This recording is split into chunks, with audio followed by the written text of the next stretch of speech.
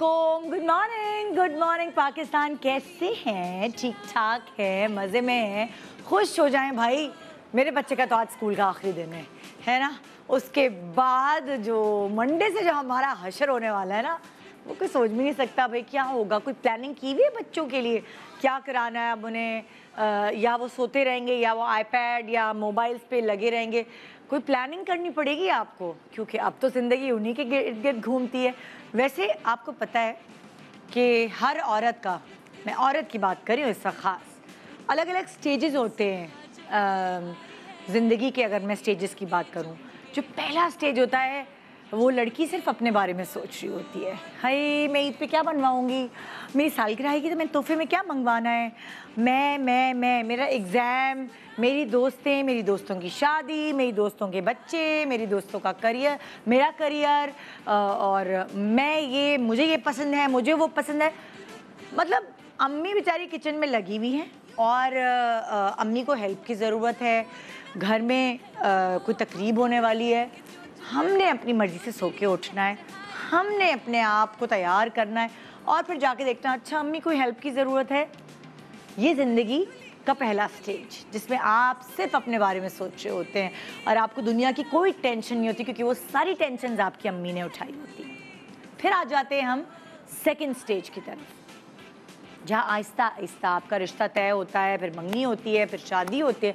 तो फिर आप अपने से ज़्यादा अपने स्पाउस के बारे में सोचने लगती हैं, अपने मंगेतर, अपने हस्बैंड, उनको क्या पसंद है, मैं कैसे कपड़े पहनूं, उनको ये बात बुरी ना लग जाए, उनकी अम्मी को ये बात बुरी ना लग जाए, मैं इतनी देर से उठती हूँ, अल्लाह मुझे तो जल्दी उठना पड़ेगा, वो माइंड ना कर जाए, मैं तो इतनी जल्दी घुलती मिलती भी नहीं हूँ, हाय सबके साथ रहूँगी तो घुलूँ मिलूँगी कैसे, पता नहीं क्या होगा, अपनी आदत कैसे चेंज करूँ, फलाना है धमाका है, अपनी चीज़ें कैसे शेयर करूँ, मुझे ये रंग पसंद है, उनको वो रंग पसंद है, अच्छा चलो रंग का कोई मसला नहीं है, पहन लूँगी मैं उनकी पसंद का रंग। तो ये आहिस्ता आहिस्ता अपने अंदर तब्दीली लानी पड़ती है आपको। मैं के बजाय हम के बारे में सोचना पड़ता है, उनके बारे में सोचना पड़ता है। फिर आ जाते हैं जी स्टेज 3 के ऊपर। स्टेज 3, जब आप माँ बनती हैं, और जब आप माँ बनती है ना, आपको पता है कि आपको अपने आप को तब्दील करना होगा और आप मेंटली, आप ज़हनी तौर पर तैयार है कि हाँ मैं अपने आप को बदलूँगी, और आप खुद बदलना चाहती भी हैं, क्योंकि आप ना अपने बारे में, ना मियाँ के, ना किसी दुनिया में किसी और चीज़ के बारे में सोचती हैं। आप सिर्फ उस औलाद के बारे में सोचती हैं जो इस दुनिया में जब आपके हाथ में आता है तो आप अल्लाह का सबसे ज़्यादा शुक्र अदा करती हैं कि इससे ज़्यादा खूबसूरत चीज़ और दुनिया में कोई हो नहीं सकती कि एक माँ बनने का एहसास, आपके हाथ में एक ऐसी औलाद है जिसको आपने कार्व करना है, जिसको आपने तरबियत देनी है, जिसने आपको जिसको आपने पाल पोस के बड़ा करना है, और वो एक पिलर बनेगा इस माशरे का। सो आप उस वक्त सब भूल जाती हैं। आपकी देर तक सोने की आदत अक्सर आपके मियाँ को चढ़ाती रही है, ससुराल वालों को चढ़ाती रही है। नींद, आपने अपनी नींद की आदत अपनी कभी ख़त्म नहीं की, लेकिन जब वो औलाद आपके पास आई तो उसने सारे छक्के छुड़ा दिए। फिर तो जैसे नींद मेहमान सी बन गई, और अब आपको नींद का कोई पता नहीं, क्योंकि जब वो जगाती है या जगाता है, जब वो सोने देती है तो आप सोती हैं। सो रात को किसी भी पहर वै वै करके रोने वाला बच्चा आपके ऐसे हो जाता है, जो एक वो कहते हैं ना कि घोड़े गधे बेच के सोने वाली जो है, वो भी सब भूल जाती है उस औलाद के आगे। अच्छा, और उस वक्त हम अपने आप को दिलासा दे रहे होते हैं, हाय बच्चा छोटा है ना, इन्फेंट है, टॉडलर हो जाएगा तो ठीक हो जाएगा, टॉडलर के बाद अच्छा जवान हो जाएगा तो सही हो जाएगा। लेकिन मैं आपको एक बात बता दूँ, माँ की परेशानी, माँ की तवज्जो, माँ की दिल में वो नहीं हौल उठ रहे होते औलाद के लिए, वो तब तक रहते हैं जब तक माँ कब्र तक नहीं पहुंच जाती। उसकी रीज़न ये है, चाहे बच्चा इन्फेंट हो, चाहे वो और बड़ा हो जाए, टीनेज में चला जाए, उसकी प्रॉब्लम्स चेंज होती रहती हैं, उसकी प्रॉब्लम्स तब्दील होती रहती हैं, और उनके लिए स्ट्रेस सबसे पहले कौन लेता है? आपके लिए स्ट्रेस सबसे पहले कौन लेती हैं?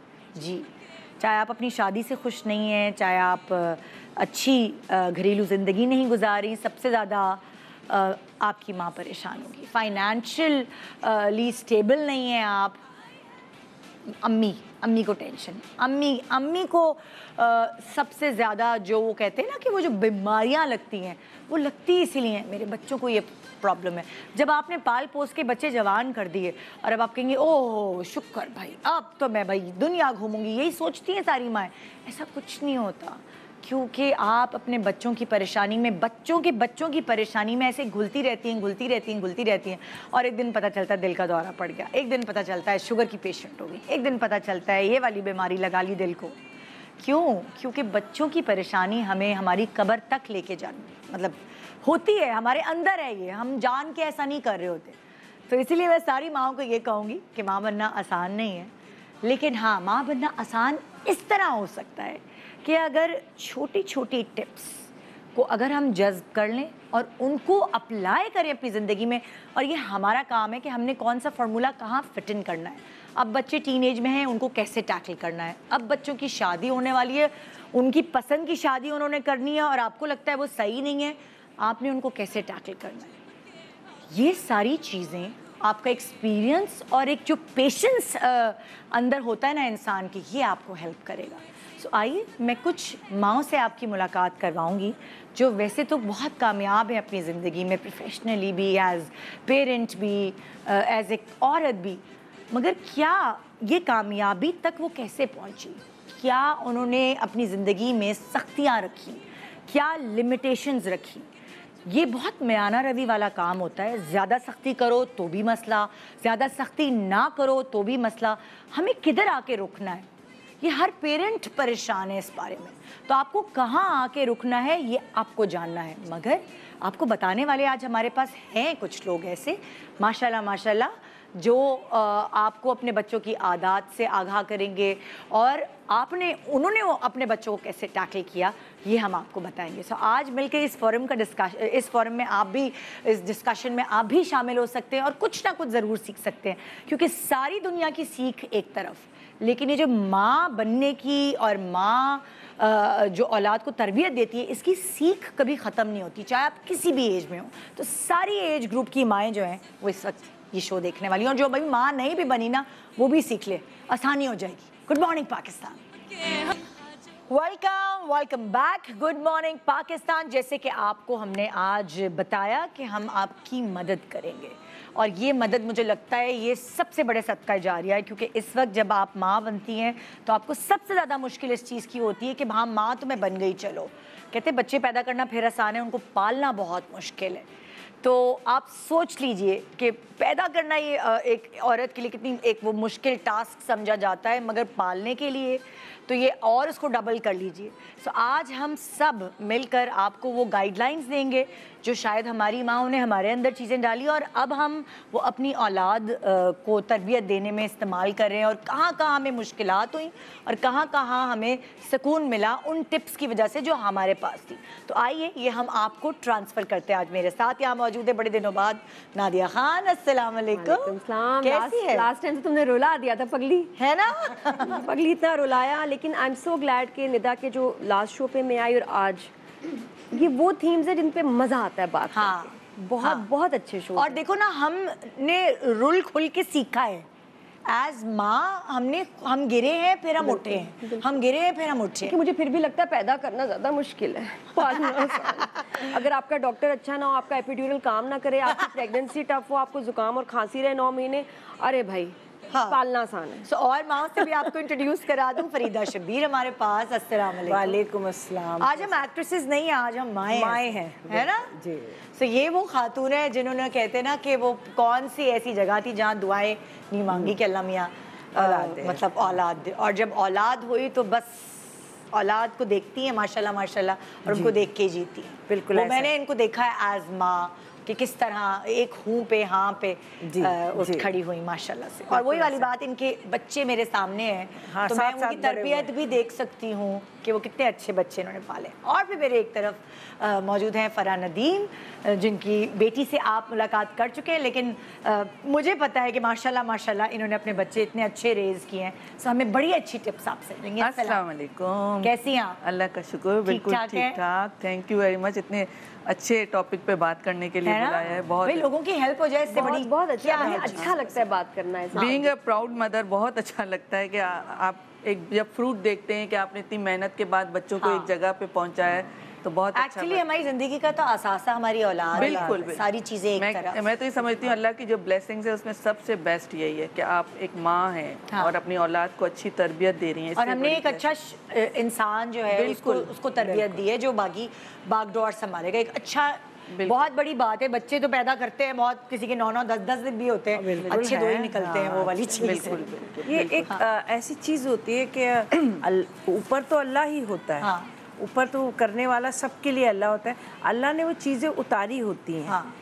मतलब बहुत सारे लोग कहते हैं अल्लाह मालिक है, बेशक वो मालिक है, लेकिन उसने कुछ काम हमें सौंपे हुए हैं। तो एज अ मदर जो हम सब लोग जो भी माएँ हैं, हमारी भी माएँ, तो वो अपने अपने काम करके जाते हैं। अच्छा, अब हम जो है ना वो फ्लैशबैक में जाए। अब जब बच्चे छोटे थे आप लोगों के, ठीक है ना, अब हम सबके बच्चे माशाल्लाह माशाल्लाह बड़े हैं और हमने वो सारे स्टेजेस देखे हैं कि जब वो छोटे थे। तो कभी कभार ऐसा होता है कि बच्चे छोटे होते हैं तो बच्चे भी रो रहे होते हैं, साथ अम्मियाँ भी रो रही होती हैं। बिल्कुल, अम्मियाँ भी छोटी होती हैं। उस वक्त अम्मियों को नहीं पता कोई होता, बताने वाला ना हो। और अगर आप एक डिप्रेशन में आपकी प्रेगनेंसी गुजरी हो या आपकी एक मुश्किल रिलेशनशिप चल रही हो, आप अकेले हो, और बाहर के मुल्कों में जो बच्चियां रहती हैं, बहुत मुश्किल होता है, बहुत बहुत डिस्टर्बिंग होता है उनके लिए कि बच्चे को पालें कैसे, नहीं पता होता भाई। जैसे तुम्हारे तो बच्चे यूएई में हुए और उस वक्त आपके पास वो जो हेल्प यहाँ मिलती है, अच्छा जी मालिश वाली आ रही है, चलो भाई अम्मी ने सास ने पकड़ लिया बच्चा, या खाला आ गई, या बच्चों की मालिश हो रही है, या बच्चों की मालिश, मतलब यहाँ तो बड़ी अय्याशी एक तरह से आप देखे जाए। आपका जो आपके रिश्तेदार हैं वो हेल्पफुल होते हैं। लेकिन मेरे तो यहाँ भी हेल्प नहीं थी क्योंकि अम्मी की एज में, खुद बहुत लेट एज में अम्मी का एक एक्सीडेंटल बच्चा थी। अच्छा। तो my mother when I was growing up, उनकी एक तो सेहत इतनी अच्छी नहीं थी और वो एज बहुत ज़्यादा हो गई थी। तो मैं तो खुद ही पल पड़ गई ना ऐसे ही खेलते खेलते अकेले इधर उधर चले गए। हाँ, 2 दफ़ा किडनैप भी होने लगी, मैं बता रही थी अभी। मतलब नहीं पता होता था। अम्मी सादा बहुत थी। सादा माँ होने का भी एक आपको चैलेंज रहता है जिंदगी में कि आपकी अम्मी के अंदर तेजियां ना हो, तो वो आपको पता नहीं पा रही कि आपको ऐसा नहीं लगता नादिया, जब अम्मी बहुत सादा होती है तो अब्बू वो चीज़ संभाल लेते हैं। जब अब्बू को पता होता है कि मेरी बीवी बड़ी सादा है, तो कभी कभार जो माँ वाला एलिमेंट है ना वो अब्बू अपने अंदर ले, लेकिन वो भी एक सर्टेन एज में आके नहीं डाला। जब मैं थोड़ी बड़ी हो गई, समझदार थोड़ी सी, तो फिर अब्बा ने इंटरवीन किया। उससे पहले तो अब्बा को भी नहीं पता कि क्या हो रहा है, तो अपने काम में बिजी। फिर जाहिर है उनको कमा के भी लाना है बाप, तो जाहिर है घर चलाना है, घर चलाना है। अब्बा का वो ये डिपार्टमेंट ही नहीं था। लेकिन मुझे वाइल ग्रोइंग अप मुझे ये अंदाजा था, मैंने कहा यार तेज माँ होना चाहिए, समझदार बच्चों के साथ साथ मैंने ग्रो करना है नॉलेज में, एक्सपीरियंस में। ये ना कि बच्चे मुझे कहें ओह यू बैकवर्ड, तो आपको क्या पता, ये चीज़ ना मेरे साथ हो। तो क्या म्यूजिक सुन रहे हैं, क्या सीरीज देख रहे हैं, क्या एप्स पे काम कर रहे हैं, मैं हर चीज़ में इन्वॉल्व रहती हूँ कि मुझे पता होना चाहिए कि मैं ये क्या कर रहे हैं। लेकिन हमारी वो भी माएँ जो गाँव में रहती हैं, पढ़ी लिखी नहीं होती, लेकिन उनके बच्चे CSS ऑफिसर्स, पायलट्स कहाँ होते हैं। होती एक तरबियत, आप न भी पढ़े हों लेकिन एक माँ आपको बात बताऊं, माँ की तेजी पढ़ाई से नहीं, पढ़ाई से। जैसे मेरी अम्मी मुझे बताती थी कि जो मेरी नानी थी वो 4वीं या 5वीं जमात पढ़ी हुई थी। सही बात। और अम्मी के शायद 9 बहन भाई थे और मेरी अम्मी बताती थी कि कितनी सलीकाशार थी मेरी नानी, कि वो किस तरह उन्होंने सबको पाला जबकि वो एजुकेटेड नहीं थी। दुनियावी बातें ही बता दें, दुनियावी बातें कोई भी माँ नहीं, कुछ माँ नहीं बताते। बच्चों को जैसे एक सबसे बड़ी चीज है कि लड़के में क्या देखना है, ये बच्चों को छोटी उम्र से बताना जरूरी है कि बच्चों आपको बेटा आपको क्या क्वालिटीज देखनी है लड़के में। और अब लड़कों को बताना पड़ता है कि आपकी अट्रैक्शन लड़कियों की तरफ होनी चाहिए। एक अब वो वक्त ऐसा है कि आप बेटा तो जमाना बिल्कुल अलग है। अब हमें एक कॉन्शियसली कहना था गर्ल अच्छी है ना, प्यारी है ना, एक उसकी तरफ एक नेचुरल अट्रैक्शन बढ़ानी है। और बहुत सारे चैलेंजेस हैं। तो ये पढ़ाई से भी नहीं, ये बस ये कि आपको समझ से आती है। आप जितना एक्सपोजर होता है आपका, और बच्चों को सही बात कह रही है कि ये हमें बताना होता है कि हमें सब पता है। देखिए बहुत सारे, जब हम छोटे थे बहुत सारी चीजें हमारी अम्मी हमसे खुल के नहीं बात करती थी। अब हमें बच्चों के साथ बड़ी खुल के बात यार हम नहीं कर सकते थे, जान निकलती थी अगर कोई। मैं और मुझे ये होता था कि मैंने अपनी बच्ची को बताया, क्योंकि I have gone through this, कि मैंने कहा कोई अंकल्स रिलेटिव्स आएंगे, आपने बेटा सर आगे करना है कि मुझे यहाँ हमारे अंकल्स होते थे, हमें फील करते थे पीछे ना, जब तक और हमारे अंकल्स होते थे वो तो पप्पी कर रहे होते थे, थूक वाली भाग रहे होते थे। आई हेटेड के जो पेरेंट्स को मना करना चाहिए, कहते थे उस वक्त मना करना चाहिए था, लेकिन वो था ही नहीं 80s माहौल कि जी बड़ों को मना आके मिलो, आके गले लगो। आंटियां दूर से मिल रही है, अंकल जो झप्पियां डाल रहे हैं और हाथ पीछे से हटा ही नहीं रहे। मुझे आग लगती थी कि मैं कहती थी don't touch me, but I couldn't से कि ये भी एक मुरव्वत सही आग लगती थी मुझे कि क्यों फील कर रहे हैं, क्यों ये नहीं, ये सही टच नहीं। ऐसे ही होता है बस। अभी भी जो लोग हैं अच्छे लोग होते हैं, वो हमारे हमारे बच्चे एक हल्का सा रखते हैं हाथ। अब तो ज्यादा थोड़ी सी कॉमेडी हो जाए कि ज्यादा बालों का भी मसला होता है, तो वो बेचारे बहुत डर के ऐसे ही रखते हैं। तो अब हम जा रहे थे, बच्चे छोटे थे, हाँ। सही है। अब नादिया जब अलीज़े छोटी थी, अलीज़े तुम्हारी पहली बच्ची, अब वो जो पहली बच्ची होती है ना, जो पहली औलाद होती है, उस वक्त आप बिल्कुल ही रॉ होते हैं, आपको कुछ नहीं पता, इसको कैसे डायपर बांधना है, इसको कैसे नहलाना है, हाय ये तो फिसल जाएगी, हाय ये तो ऐसे हो जाएगी। तो मैं वहाँ से चाह रही हूँ कि तुम शुरुआत करो। बस मेरे लिए ना गाइडेंस बहुत कम थी, बहनें भी मसरूफ थी, मेरे पास कोई हेल्प नहीं थी। अजीब बात है, लाइक आई हैड एलीज़े हियर, ऊपर से मेरी इतनी खौफनाक डिलीवरी, सारा तो मैं इतनी खुद ट्रॉमा में थी, एपिड्यूरल डिडंट वर्क, भी डॉक्टर भाग गई, क्या मैं एक अजीब से ट्रॉमा में थी। और मेरे साथ सिर्फ जो थे ना सबसे ज़्यादा परेशान अब्बा थे, क्योंकि अब्बा को था इसके साथ कोई है ही नहीं। तो अब्बा ने मुझे, आई रिमेंबर मैं जा रही थी हॉस्पिटल, अकेली थी, तो उन्होंने मुझे रोका, कि मैं नमाज़ पढ़ के आता हूँ। अब मेरी इतनी बुरी हालत, अब्बा मस्जिद में बाहर ही नहीं आ रहे, बाहर ही नहीं आ रहे। फिर किसी को भेजा तो बच्चे अंदर गिर गए हैं, उनको वो बाहर, उनको किसी ने उठाया नहीं, पता नहीं क्या। इतना एक इतना ट्रॉमेटिक था कि जब अलीज़े पैदा हुई है, I had no bonding with her. अफसोस की बात थी, मैं इसको ले जाओ, इसको ले जाओ।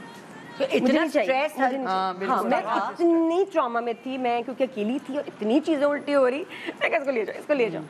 और मुझे समझ नहीं, कुछ नहीं समझ आ रहा। वहाँ लाहौर में पैदा हुई, Karachi? She was born in Islamabad. तो मैं अकेली थी और मुझे समझ ना आया यार क्या, मेरी एक दो दोस्तें हैं, उनकी कुछ शादियाँ नहीं हुई, उनको समझना है क्या करना है। I was lost. तो मुझे उसके साथ ना बॉन्डिंग में टाइम लगा एलीज़े के। तो और ये मैं कमरे में उसके साथ लेटी हूँ, छिपकली नजर आई, मैं भाग गई कमरे से। थोड़ी देर बाद मैंने कहा कुछ भूल आई हूँ कमरे में, क्या भूल आई हूँ, मैंने बैग छोड़ दिया, क्या छोड़ा, मुझे याद है मैं तो बच्ची छोड़ा ही। And then I was like कि नादिया लिसन, तुम इसकी रिस्पॉन्सिबल हो, तुम नहीं देखोगी तो इसको नहीं मिलेगा, ना कोई खाने का पूछेगा, ना फीड उसको टाइम पे मिलेगी, तुम नहीं देखना है। तो मैंने ट्यून किया बड़ी मुश्किल से अपने आप को कि मैं माँ हूँ। आई थिंक शायद मुझे डिप्रेशन भी थी उस टाइम। और मुझे कुछ समझना है। फिर मैं दुबई आई, दुबई में भी कोई नहीं, जब उस इत्तेफाक से फैमिली गई हुई थी। अब मैं रोए, अब मैं सर मारूं दीवार से, मैं क्या करूं इसका।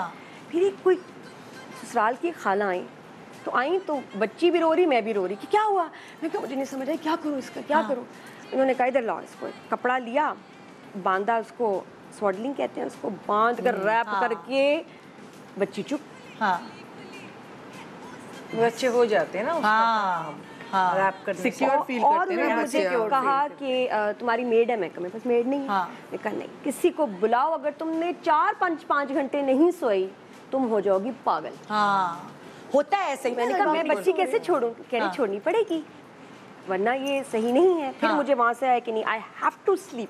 फिर मैं किसी को, नेबर को, किसी फ्रेंड को बुला के 4 घंटे बैठो, मैं सो रही। फिर मैं चाहे, क्योंकि तंग करती थी, कॉलिक थी, it was very tough for me कि आपको जब बड़े होते हैं, मैं कहती हूँ ब्लेसिंग है जिन घर में बड़े होते हैं, वो इन्वॉल्व होते हैं सारा। लेकिन फिर बाद में माशाल्लाह लीजिए कि दादी ने फिर बाद में बहुत, जब वो आ गई वापस, फिर उन्होंने काफ़ी संभाला उसको वो। लेकिन शुरू के डेज में तो आई वाज मुश्किल। हाँ, मेरी तो अच्छा, जैसे शुरू के डेज में नादिया बता रही ना, यही वाली चीज़, जब मेरा बेटा पैदा हुआ था फरीद, तो उस वक्त मैं भी बिल्कुल रॉ थी, मुझे नहीं पता था कि, जबकि मेरे पास मेरे बड़े थे, लेकिन मेरा मियाँ एक बहुत बड़ी सास था अपने अंदर। तो नहीं, अम्मी के घर नहीं जाना, यहीं पे रहना। तो उस मतलब उसके घर में भी पहला बच्चा, मेरे घर में भी पहला बच्चा, वहाँ मैके वाले तड़स रहे, यहाँ ससुराल वाले हो रहे नहीं बच्चा। अब क्या, मुझे तो कि ये तो मेरा है, तो ना नहीं जैसे वो खिलौने की तरह। मुझे आता नहीं उसको संभालना, वो भी कॉलिक बेबी था 2 महीने तक। वो ऐसे जैसे बहुत मुश्किल होते हैं। मोबाइल को आप रखते ना, इधर सिग्नल आ रहे हैं उधर मैं उसको ऐसे पकड़ती थी कि यहाँ उसको आराम मिल रहा है तो वहाँ उसको आराम मिल रहा है, तो वो वहाँ नहीं रो रहा, मैं उसको ऐसे पकड़ के बैठी रहती थी कि उसके पेट में दर्द होता था। अच्छा। और मुझे वो आता नहीं था तरीकेकार, ना मुझे मदर फीड कराना आता था। समझ ही नहीं आता था। फिर मैं उसको बॉटल का दूध पिलाती थी तो बॉटल का दूध सही बॉटल्स धुलती नहीं थी, पता नहीं क्या हो कि अपने इतने हेल्थ इश्यूज हो रहे होते हैं उस वक्त आपको खुद समझ नहीं आ रहा कि मेरी बॉडी के साथ क्या हो रहा है। तो उस वक्त और रेस्ट नहीं मिल रहा होता है, सबसे खौफनाक चीज़ है जिसकी वजह से वेस्ट में औरतें शदीद डिप्रेशन में चली जाती हैं, खुद मर जाती हैं, बच्चे को मार देती हैं क्योंकि देयर इज नो हेल्प। तो हमारा तो माशाल्लाह कल्चर ऐसा है कि अल्हम्दुलिल्लाह मेजॉरिटी केसेस में हेल्प होती है और हेल्प लेनी चाहिए। नींद पूरी ना हुई ना तो गए काम से, आप बच्चे के साथ ज्यादती करें। तो आप सेल्फिश हो जाए इस चीज में कि मेरी रोज की 5 घंटे की नींद स्ट्रेट और स्ट्रेट नींद। अच्छा, जरूरी। मैंने नोट भी ये किया है कि जो न्यू मदर्स होती हैं वो क्या करती हैं, बच्चा सोया है ना तो वो उनके काम शुरू कर देती हैं। चलो चलो वो सो रहा है ना बच्चा तो सोएगा ना, अपने आप ही सोती। फिर मुझे किसी ने तीसरे बच्चे में जाके समझाया भाई तुम्हारा जब बच्चा सोए सब छोड़ो, तुम भी सो। तो जब तीसरे बच्चे में अभी 2 बच्चे ऐसे पड़ गए, एनिमल्स की तरह पाल लिए मैंने, वो भी रो रहे हैं मैं भी रो रही हूँ। तो ये अकल कोई क्यों नहीं देता हमें कि जब बच्चा सो रहा है कोई भी टाइम है, कोई भी टाइम है, तुम भी सो जाओ भाई। नहीं, और बाहर सोचे औरतें बच्चों के भी काम कर रही हैं, घर के भी काम कर रही हैं। मेरी बहन थी यूके में, मैं तो उसका जो हाल देखा तो बहुत डर गई। बहुत मुझे होता था कि यार ये इसका रेस्ट कब होगा। फिर जब थोड़ी सी वो बड़ी हुई तो मुझे उसने मतलब बच्चे बड़े हुए तो उसने एक बात सिखाई कि नादिया, जब और बड़ी गोल्डन लफ्ज हैं कि पहले खाना माँ खाए फिर बच्चा खाए। कभी खाली पेट बच्चे को खाना नहीं खिलाना, खुद अपने टाइम पे खाओ, नहीं होगा ना, बच्चे को साइड पे करो, उसके बाद फिर तुम उसको खिलाओगी तो तुम उसको एक प्लेजेंट तौर पे पेशेंस के साथ खिलाओगी, वरना तुम चिड़चिड़ी होगी। बहुत अच्छा पॉइंट। मेक श्योर कि मैं आपको भी कहूंगी पहले खुद खाना खाएं, जिस तरह जहाज में नहीं कहते पहले खुद मास्क पहने फिर बच्चों को पहनाएं। आप होश में होंगी, आपकी एनर्जी होगी तो या बच्चे को पाल सकती है, वरना अपना ही बच्चा जहर लगता है। अच्छा, एक और प्रेशर होता है हमारे यहाँ कंबाइंड फैमिली सिस्टम में, सब रहते हैं। जैसे मैंने कहा ना कि आप जब बच्चा सोए तो आप सो जाए, मगर बहुत सारे लोगों को खलता है बेवक्त सो रही है। यही है, हर वक्त सोती रहती है कि हमने भी बच्चे को खिलाया नहीं, खुद बैठ के खा रही है। हमने भी बच्चे पैदा किए हैं, हमने भी पाले 8-8 12-12, ये कोई नुक है। और वही चीज फिर हस्बैंड आके रिपीट करता है। यस ये है। आप बताएं भाई, आप अपने बचपन उसमें जाएं, फ्लैशबैक में जाएं जब छोटे थे बच्चे। मैं अपने फ्लैशबैक में ऐसे जाऊंगी, छोटे थे मैं तो कुछ भी रॉ वो नहीं थी क्योंकि आप सलीका शार थी। हाँ, बस ये था। और एक ऐसी समझदार एज में थी जब आपके बच्चे पैदा हुए। यही कहना चाह रही हूँ। और मैंने अपने बहन भाइयों के सबके बच्चे होते हुए देख लिए थे। मोस्टली मेरे साथ ही, मतलब मैं ही उनके साथ होती थी और देखा भी कैसे पालते हैं या कैसे, इसलिए मुझे कोई डर और मेरी एक्साइटमेंट इतनी थी कि मुझे कुछ समझ नहीं आ रहा था इसके कि अल्लाह ताला ने मुझे माँ बनाया, औलाद दी, तो एक्साइटमेंट ज़्यादा थी, इसलिए मुझे वो सब याद ऐसा नहीं है। और मुझे सब कुछ मतलब सब मालूम था, बस ये होता था जो आप कह रही हैं, जैसे कि मैं उसको लेके बैठी होती थी। शबीर मुझे बांध के देते थे उस। अच्छा, वो बांध के देते थे? हाँ, वो बांध के देते थे मुझे बांधना। उन्होंने हॉस्पिटल में सीखा, खान में मुझे नहीं आता था, मैं हमेशा लूज कर देती थी। जैसे अभी इन्होंने कहा बच्चा फील करता है सिक्योर, तो वो सिक्योर फील कर, उसमें फिर मुझे लगता था अब ये मेरी गोद में है। और माशाल्लाह हेल्दी भी था वो, तो वो मैं उसको लेके बैठी होती थी, गिर ना चाहे। बस इतना एक डर ये होता था अपनी औलाद का कि भाई गिरे ना, ये मेरे हाथ से लुढ़क ना जाए। मैं ऐसे उसको बैठती थी लेकर। तो मेरी एक्साइटमेंट बहुत थी, तो मुझे उसके सब काम करने अच्छे लगते थे, सारी चीज़ें अच्छी लगती थी। और उसको गोद में उठाना, उसको ऐसे लेके काम करना, मैं भी बिल्कुल अकेली थी इन्हीं की तरह। मेरा भी सोने का यही मसाइल थे। लेकिन ये कि लेकिन आप एक बहुत समझदार एज में थी तो आपने हैंडल कर लिया। मैच्योरिटी होती है ना तो बहुत चीजें, आप मैच्योर और आप फाइनेंशियली थोड़े स्टेबल हो। आपके पास, मैं कहती हूँ आपके पास हेल्प ना हो, नैनी ना हो, बच्चा ना करे। मियां से कहे पहले मुझे हेल्प ला के दो, फिर मैंने बेबी करना। क्योंकि मेरे पास हेल्प थी। सही कह रही है कि मेरे पास हेल्प थी, तो मैं उसके साथ करती रही काम। मतलब उसको मिला के करती रही। ये नहीं कि उस पर छोड़ी। उसके बाद जैसे काम का भी मेरे यही हुआ कि मैंने कहा ये तो मेरे 2 बच्चे हो गए, खैर से अब मैं काम थोड़ा बहुत करती थी। फिर शबीर का भी वही काम तो मेरा भी वही काम, जिसमें कोई टाइमिंग नहीं है। हमारे तो नहीं पता ना, तो इसलिए फिर मैंने अपना काम को एक तरफ किया। ऑलमोस्ट छोटे बच्चों के साथ। छोटे बच्चों के। अच्छा, आप बताएं, अपने फ्लैशबैक में जाएं, आपके बच्चे क्या, आपने उस वक्त किस तरह उनको संभाला? मैं जब मेरी शादी हुई तो उससे पहले मेरी बहनों की शादी हो गई थी। अच्छा। तो उनके जो छोटे बच्चे थे इन्हीं की तरह के मैं उनसे खालाएं करती थी ना, चिपक के रहती थी, उनको संभालना ये करना। तो जब मेरा बच्चा हुआ तो मुझे कोई इतनी तकलीफ नहीं फील हुई। प्रैक्टिस थी बिल्कुल बिल्कुल, और बहुत मजा आता था बच्चे के साथ। पहला बेबी सिजेरियन हुआ था। बहन आपके मियाँ भी तो कितने हेल्पफुल थे। नहीं कोई मियाँ नहीं होते। पता नहीं बाद में तो ऐसे लगते थे कि जैसे ओ माय गॉड। बच्चों के मामले में इतने नहीं थे। अच्छा। रात को जागना सब करना वो मेरा ही काम था। कि वो रोता था, इनको सुबह को ऑफिस जाना था तो मैं कमरे से लेके चली जाती थी कि उसको फीड करना है मदर फीड पे। लेकिन ये कि फैमिली इन लॉज साथ है, मेरी सास वगैरह साथ है, थोड़ी बहुत हेल्प हो जाती थी।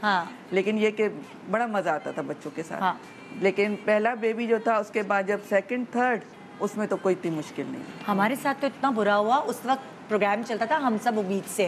तो हमारे घर में मैं भी उम्मीद से, मेरी देवरानी भी, मेरी नंद भी, तीनों के बच्चे एक साथ हुए। मेरी नंद का 3 दिन पहले हुआ, फिर मेरा हुआ, फिर 1 महीने बाद, और फिर मेरे बच्चे पैदा होने के 6 दिन बाद मेरी सास को फालिज भी हो गया। अब हम सब एक साथ रहते थे, तो हमारे घर में इतनी गहमा गहमी कि मुझे समझ नहीं आ रहा कि करें किससे आप मशवरा लें। तो 6 दिन बाद हमारे बच्चों के होने के बाद 6 दिन बाद उनको फालिज हो गया, और घर में एक अजीब सा वो मचा हुआ। सबके छोटे छोटे बच्चे, नंद भी आई हुई थी अपनी बच्ची लेकर। तो आपको एक्चुअली हेल्प नहीं, लोग होते हैं लेकिन आपको नहीं मिल रही होती। सबके अपने थे ना, तो हम कहते थे हम सब उम्मीद से हैं भाई, ये तो हमारे लिए बने। बच्चे अपने अपने। एक छोटे से ब्रेक ले रहे हैं, फिर आते हैं उस मतलब लाइक एक वो छोटे इन्फेंट के बाद जब टॉडलर हुए, दांत नहीं निकल रहा, उसका बच्चा मोटा है, मेरा बच्चा पतला है, ये मुकाबले भी तो होते हैं ना कंबाइंड फैमिली सिस्टम में। फिर उस पर बात करिए। Good morning, welcome back, good morning Pakistan. तो जी हम आपसे अपनी जो एक्सपीरियंसेस हैं वो शेयर कर रहे हैं, और जो टिप्स वो हमने एक्सपीरियंस किए हैं कि ये हमें करना चाहिए था, ये हमें नहीं करना चाहिए था, वो हम आपसे शेयर करें ताकि अगर आप उस चीज़ से गुजरें तो आपको हेल्प मिल सके।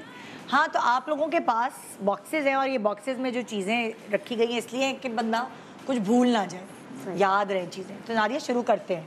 क्या करना है? आदात पे बात करते हैं ना कि बच्चे होते हैं ना, बच्चे बहुत तंग करने वाले। बिल्कुल। कुछ बच्चों की फितरत होती है वो तंग करने वाले होते हैं, कुछ बच्चे होते हैं बिल्कुल कुछ नहीं करते, काम एंड क्वाइट। हाँ, तो अब वो आपके 3 बच्चे हैं अगर, तो उसमें से तीनों की फितरत अलग हो। बिल्कुल, सबका अलग अलग है ना? बिल्कुल। तुम्हें याद है कुछ याद? नहीं, मैंने करना क्या है? अच्छा, तुमने बताई थी जैसे गेम आती ना शो में, मैं बिल्कुल ऐसे हो जाती हूँ ब्लैंक। तुमने जो मेरी टीम को बताई थी ना आदत, ताकि तुम भूलो ना। अच्छा जी, मेरी ही बातें हैं। हाँ, ये तुम्हारी ही बातें, और किसी आते इधर हैं उधर हैं। देख लो क्या है, रूटीन फॉलो ना करना। हाँ, ये क्या है? डिसिप्लिन ना। ये बच्चों के मसले हैं। और ये क्या है? ये है बच्चों से, हाँ ये आते हैं जो मतलब ख्याल किया मैंने जिन बातों का, जिसमें नंबर 1 वही था। और मैं सबको कहती हूँ कि भाई पहले बच्चों से पहले खुद खाना। ये एक टिप जो नादिया ने दी कि पहले माएँ खुद खाएं, अपना पेट भरे, चिड़चिड़ाहट दूर करें, एंड फिर उसके बाद बच्चे को खाना खिलाएं। क्योंकि मेरी एक दोस्त थी नादिया, वो उसकी बच्ची खाना नहीं खाती थी, और वही होता था मुकाबला कि देखो उसकी बच्चा कितना हेल्दी है। आपकी एक बच्चों की काठी भी तो और जो मदर खुद फीड करती है उन्हें तो बहुत ख्याल रखना चाहिए खाने का, जो खुद फीड करती हैं बच्चों को, तो उनके लिए तो दोस्त थी, वो अपनी बेटी को खिलाते हुए, वो बच्ची खाती नहीं थी, रोटी चावल कुछ नहीं खाती थी, तो वो सारा ब्लेंड करके बीकर में डाल के, जब वो बड़ी भी हो गई थी उसको बीकर में जबरदस्ती चुसाती थी। और बच्ची भी रो रही होती थी क्योंकि उसको नहीं खाना था, वो उस तरह बदमजा बुड्ढों वाला खाना नहीं होता जब दांत नहीं बत्ती, क्योंकि वो बच्ची खाना नहीं खाती थी। हाँ, बच्ची खाना नहीं खाती थी, तो वो भी रो रही है, तो मैं इसको देख रही हूँ। कुछ बच्चे सॉलिड नहीं खाते ना, तो वो चिकन और चावल वगैरह को चिकन चावल जब नहीं खाते तो फिर हेल्दी नहीं होते ना, पतले सूखे से होते हैं और गिर जाते हैं, फिर हेल्दी ताकत नहीं होती उनके अंदर। तो डॉक्टर्स उनकी माओ को कहते हैं आपको इसको रोटी खिलानी चाहिए, आपको इसको चावल, आप सही खाना नहीं। तो वो उसको मैश करके ना पूरी रोटी चावल जो भी थे वो एक बीकर में डाल के बदमजा सा कुछ वो उसको पिला रहे हैं। बच्चे स्वॉलो ही नहीं फिर कर पाते ना उनका कुछ। और मुझे लगता है कि एक ही ना, मेरे बच्चे नहीं खा रहा, एक आध दिन नहीं भी खाए ना तो इट्स ओके, थोड़ा सा जब बड़े हो जाएं, सही, जब भूख लगेगी खाएंगे, और उनके सामने उस वक्त वही चीज। टॉडलर्स की सबसे ज्यादा प्रॉब्लम माओ को जो ये होती है कि बच्चे खाना नहीं खाते, बहुत उनको थोड़ी देर छोड़ दे, जब उनको भूख लगती है ना वो खाते हैं फिर। लेकिन मेरे माओ को बच्चों तो ने परेशानी, फ्रूट माओ को तो वेजिटेबल परेशानी रहती है ना, हाँ, उनको रहती है कि है क्यों नहीं खाया। अच्छा, मैं आपको एक बात बताऊं, लाइक उस वक्त जब बच्चे छोटे थे तब मुझे ये लगता था कि उनके पीछे पीछे हम प्याला लेके भाग रहे होते थे, वो इधर चढ़ गए, हम उधर खिला दिया उधर।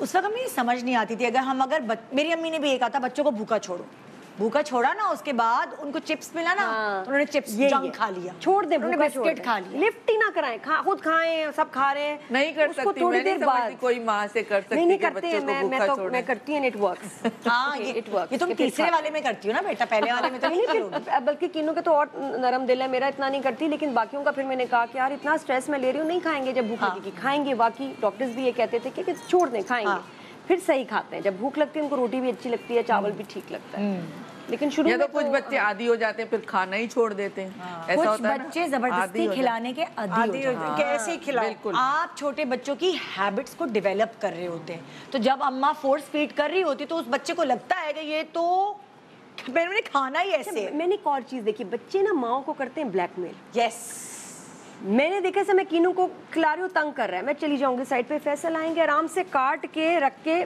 बैठ जाएंगे। कीनू इतने तमीज से उठाएगा, फोर्क से खा रहा है खुद। कभी जब बच्चे आपके तंग करें ना, आप बाप के हवाले कर दो। मेरा जो तीसरा बेटा था उसको मैं 2-2 घंटे खिलाती रहती, बैठा रहता, खिलाती यही रहती। पप्पा करते हैं ना बच्चे, फिर उनको होता है कि ओए मेरी तो वो चली गई, मैं अब किसको ब्लैकमेल करूं। फिर बाप होता है ना, वो सीधे रहते हैं नेचुरली, और फिर वो खाते हैं। और यही बच्चे जब डे केयर में जाते हैं, बाहर जाते हैं, तब तो खा लेते हैं। हाँ, ये हमें जो है ना तंग करते, ये बच्चों का तरीका है हमें तंग करने का, सताने का, ब्लैकमेल करने का। दिनों के मामा जो है ना तंग हो रही है, इसलिए बच्चे माँ को तंग करते हैं और बाकियों के साथ खा लेते हैं। आपके बच्चे खा लेते थे? मेरे बच्चे दोनों नहीं खाते थे। अर्दिल और यशमीरा का यही प्रॉब्लम था कि वो खाना नहीं खाते थे। अच्छा, वही अभी जो बात हुई है वही मैंने भी अर्दिल के साथ ऐसे किया, क्योंकि अर्दिल बहुत माशाल्लाह मोटा था ना। तो अब स्कूल भी मैं गई, उसको बहुत छोटा था वो, किरण गार्डन लेकर गई, नेशनल मॉन्टेसरी, तो छोटा। मैंने कहा भाई ये तो मैंने इसकी फीडर देनी है, सुना चुके। उन्होंने कहा फीडर देनी है, नहीं है तो फीडर अलाउ नहीं है। मैं क्या करती है अब उस, मैंने कहा नहीं ये कुछ खाता नहीं है। उन्होंने ऐसे देखा अर्दिल को और मुझे देखा, इतनी झूठी माँ है कि खाता नहीं है, वो तो माशाल्लाह इतना सेहतमंद। तो मैंने भी उसको, किसी ने मुझे बताया दूध दूध दूध फीडर, तो उसको मुझे किसी ने बताया कि ये सारी चीज़ें मिक्स करें और फीडर में ऐसे कहा, और वो तो किसी और चीज़ से स्पून से लेता भी नहीं था। अच्छा, तो वो मैं उसको फीडर में डाल के उसका निप्पल जो था मैंने थोड़ा मोटा किया। हाँ, फिर वो पीता था और फिर सो जाता था पेट भर के, पेट भरता था। तो वो उसने मुझे इस तरह तंग किया, और मैं किसी को बताने जैसे नहीं रहती थी, इवन अपनी अम्मी को, कि अम्मी ये तो खाता हुआ था कुछ नहीं है। अरे बेटा रहने तो, नहीं खाता तो। बड़ी ऐसी होती थी माएं, खाना दफा हो, जब भूख लगेगी खुद ही खा ले। तो सब में बच्चे भी तो 10-10 होते थे, 12 बच्चे होते थे, एक बच्चे के पीछे नहीं भागते। सही बात है, वो शौक से खाते थे। अब यशमीरा भी खाती थी। उनका एक प्रॉब्लम ये है कि दोनों का, शायद ये शबीर को भी है, सबको है, वो फैमिली प्रॉब्लम है कि वो भूख में बोलते नहीं कि हम मुझे खाना दो, गुस्से करते हैं। समझ जाए, बस समझ जाए। ऐसे रोजा होगा तो गुस्सा, और खाना नहीं खाया तो ओह ये नहीं कि खा ले और बता दें कि मांग लें कि खाना दे दें। तो अब मैं खुद समझती हूँ वो खाना नहीं खाया। अच्छा, अब बताएं आपकी बच्चे की कौन सी आदत ने आपको तंग किया? मुझे जो तंग किया सबसे ज्यादा बच्चों ने, वही खाने में सबसे ज्यादा तंग किया बच्चों ने। तो कोई आपने टेक्निक निकाली है पहले, दूसरे, तीसरे के बाद, कुछ आपको समझ आई कि आप इनको खिलाने का क्या टिप है, आप क्या देना चाहेंगी टिप? बस यही होती थी कि घंटों घंटों पीछे भागती थी। पहला जो बेटा था उसके तो नखरे ज्यादा होते हैं, पहला बच्चा होता है, तो बचपन में तो फिर यही होता था कि फीडर में मैंने यही चावल और चिकन बॉईल करके और उसमें मक्खन डाल के उसको थोड़ा ब्लेंड करके और वही निपल में देती थी। तो उसको थोड़ी देर या तो चम्मच से खिला दिया, क्योंकि वो चबाने में बहुत मुश्किल करते हैं ना। तो उसके बाद ये हुआ कि जब बड़ा हुआ तो मैं उसको चपाती में ना रोल बना के देती थी, मैं खुश होती थी खा रहा है। मैं किचन में काम करने जाती, मैं खुश के खा लिया। कुछ दिनों के बाद देखिए खिड़की पे 6-7 रोल पड़े हैं। मैं खुश के खा रहा है, वो खिड़की के पीछे 6-7 रोल पड़े हैं। माँ को बना दिया। कहता मुझे अच्छे नहीं लगते थे तो क्या करता, आप पिटाई करती तो इसलिए मैंने वहाँ छुपा दी। अच्छा, और हम लोग को ना जेंटली खाने इंट्रोड्यूस करने चाहिए 5-6 मंथ्स में। पुराने जमाने में माएँ नहीं ऐसे करती थी, मतलब फखर लेती थी। हमारी आंटी थी, 6 महीना का था, बरियान ही खा लेता था। मेरी अम्मी सबको बताती थी, नादिया तो, अब मैं स्टाइल मार के ऐसे बैठी हूँ, इंटरव्यू हो रहा है कुछ 90s में, अरे नादिया तो 2.5 महीने की थी, पूरा कोफ्ता खा लिया। अब मैं पहले तो बचपन में मैं एंजॉय करती थी स्टोरी, अब मैं बड़ी हूँ इंटरव्यूज में कुछ मैं तो बुरा लगता है आप उसे। पे केस हो जाएगा, मत ऐसी बात करें, ये चाइल्ड अब्यूज थी। आपने मुझे 2.5 महीने में कोफ्ता खिलाया, कोई फखर की बात नहीं थी। तो अम्मी 4 महीने तक तो खिलाना ही नहीं जब फीड करते हैं। ऐसे चटा देती थी। जिनका बच्चा थी मैं खा गई, तो फखर की बात है। जो पुरानी थी ना मदर इन लॉज वगैरह, जैसे मेरी सास क्या करती थी, सालन पकाया ना तो चुपचाप बच्चे के मुंह में चटा दिया। चीज मेरा हार्ट फेल, मैंने कहा हाय मेरे बच्चे को 7 अप पिला दी, हाय मेरे बच्चे को नहीं सब आना चाहिए, सब खाना। हाँ मिर्चे चटवा ये आपको बड़ी प्रॉब्लम होती कि 7 अप पिला दी 4 महीने के बच्चे को। तो वो तो जो पुरानी माएँ थी वो फखरिया कहती थी हमने कोफ्ता खिला दिया, हमने और कंपटीशन होता था कि कितने साल दूध पिलाया जी, ये अरे 4 साल, अरे 6 साल, 7 साल तक तो होता ही रहा। मैंने कहा इसमें क्या फखर की बात है, बड़ी सेइंग लेडीज।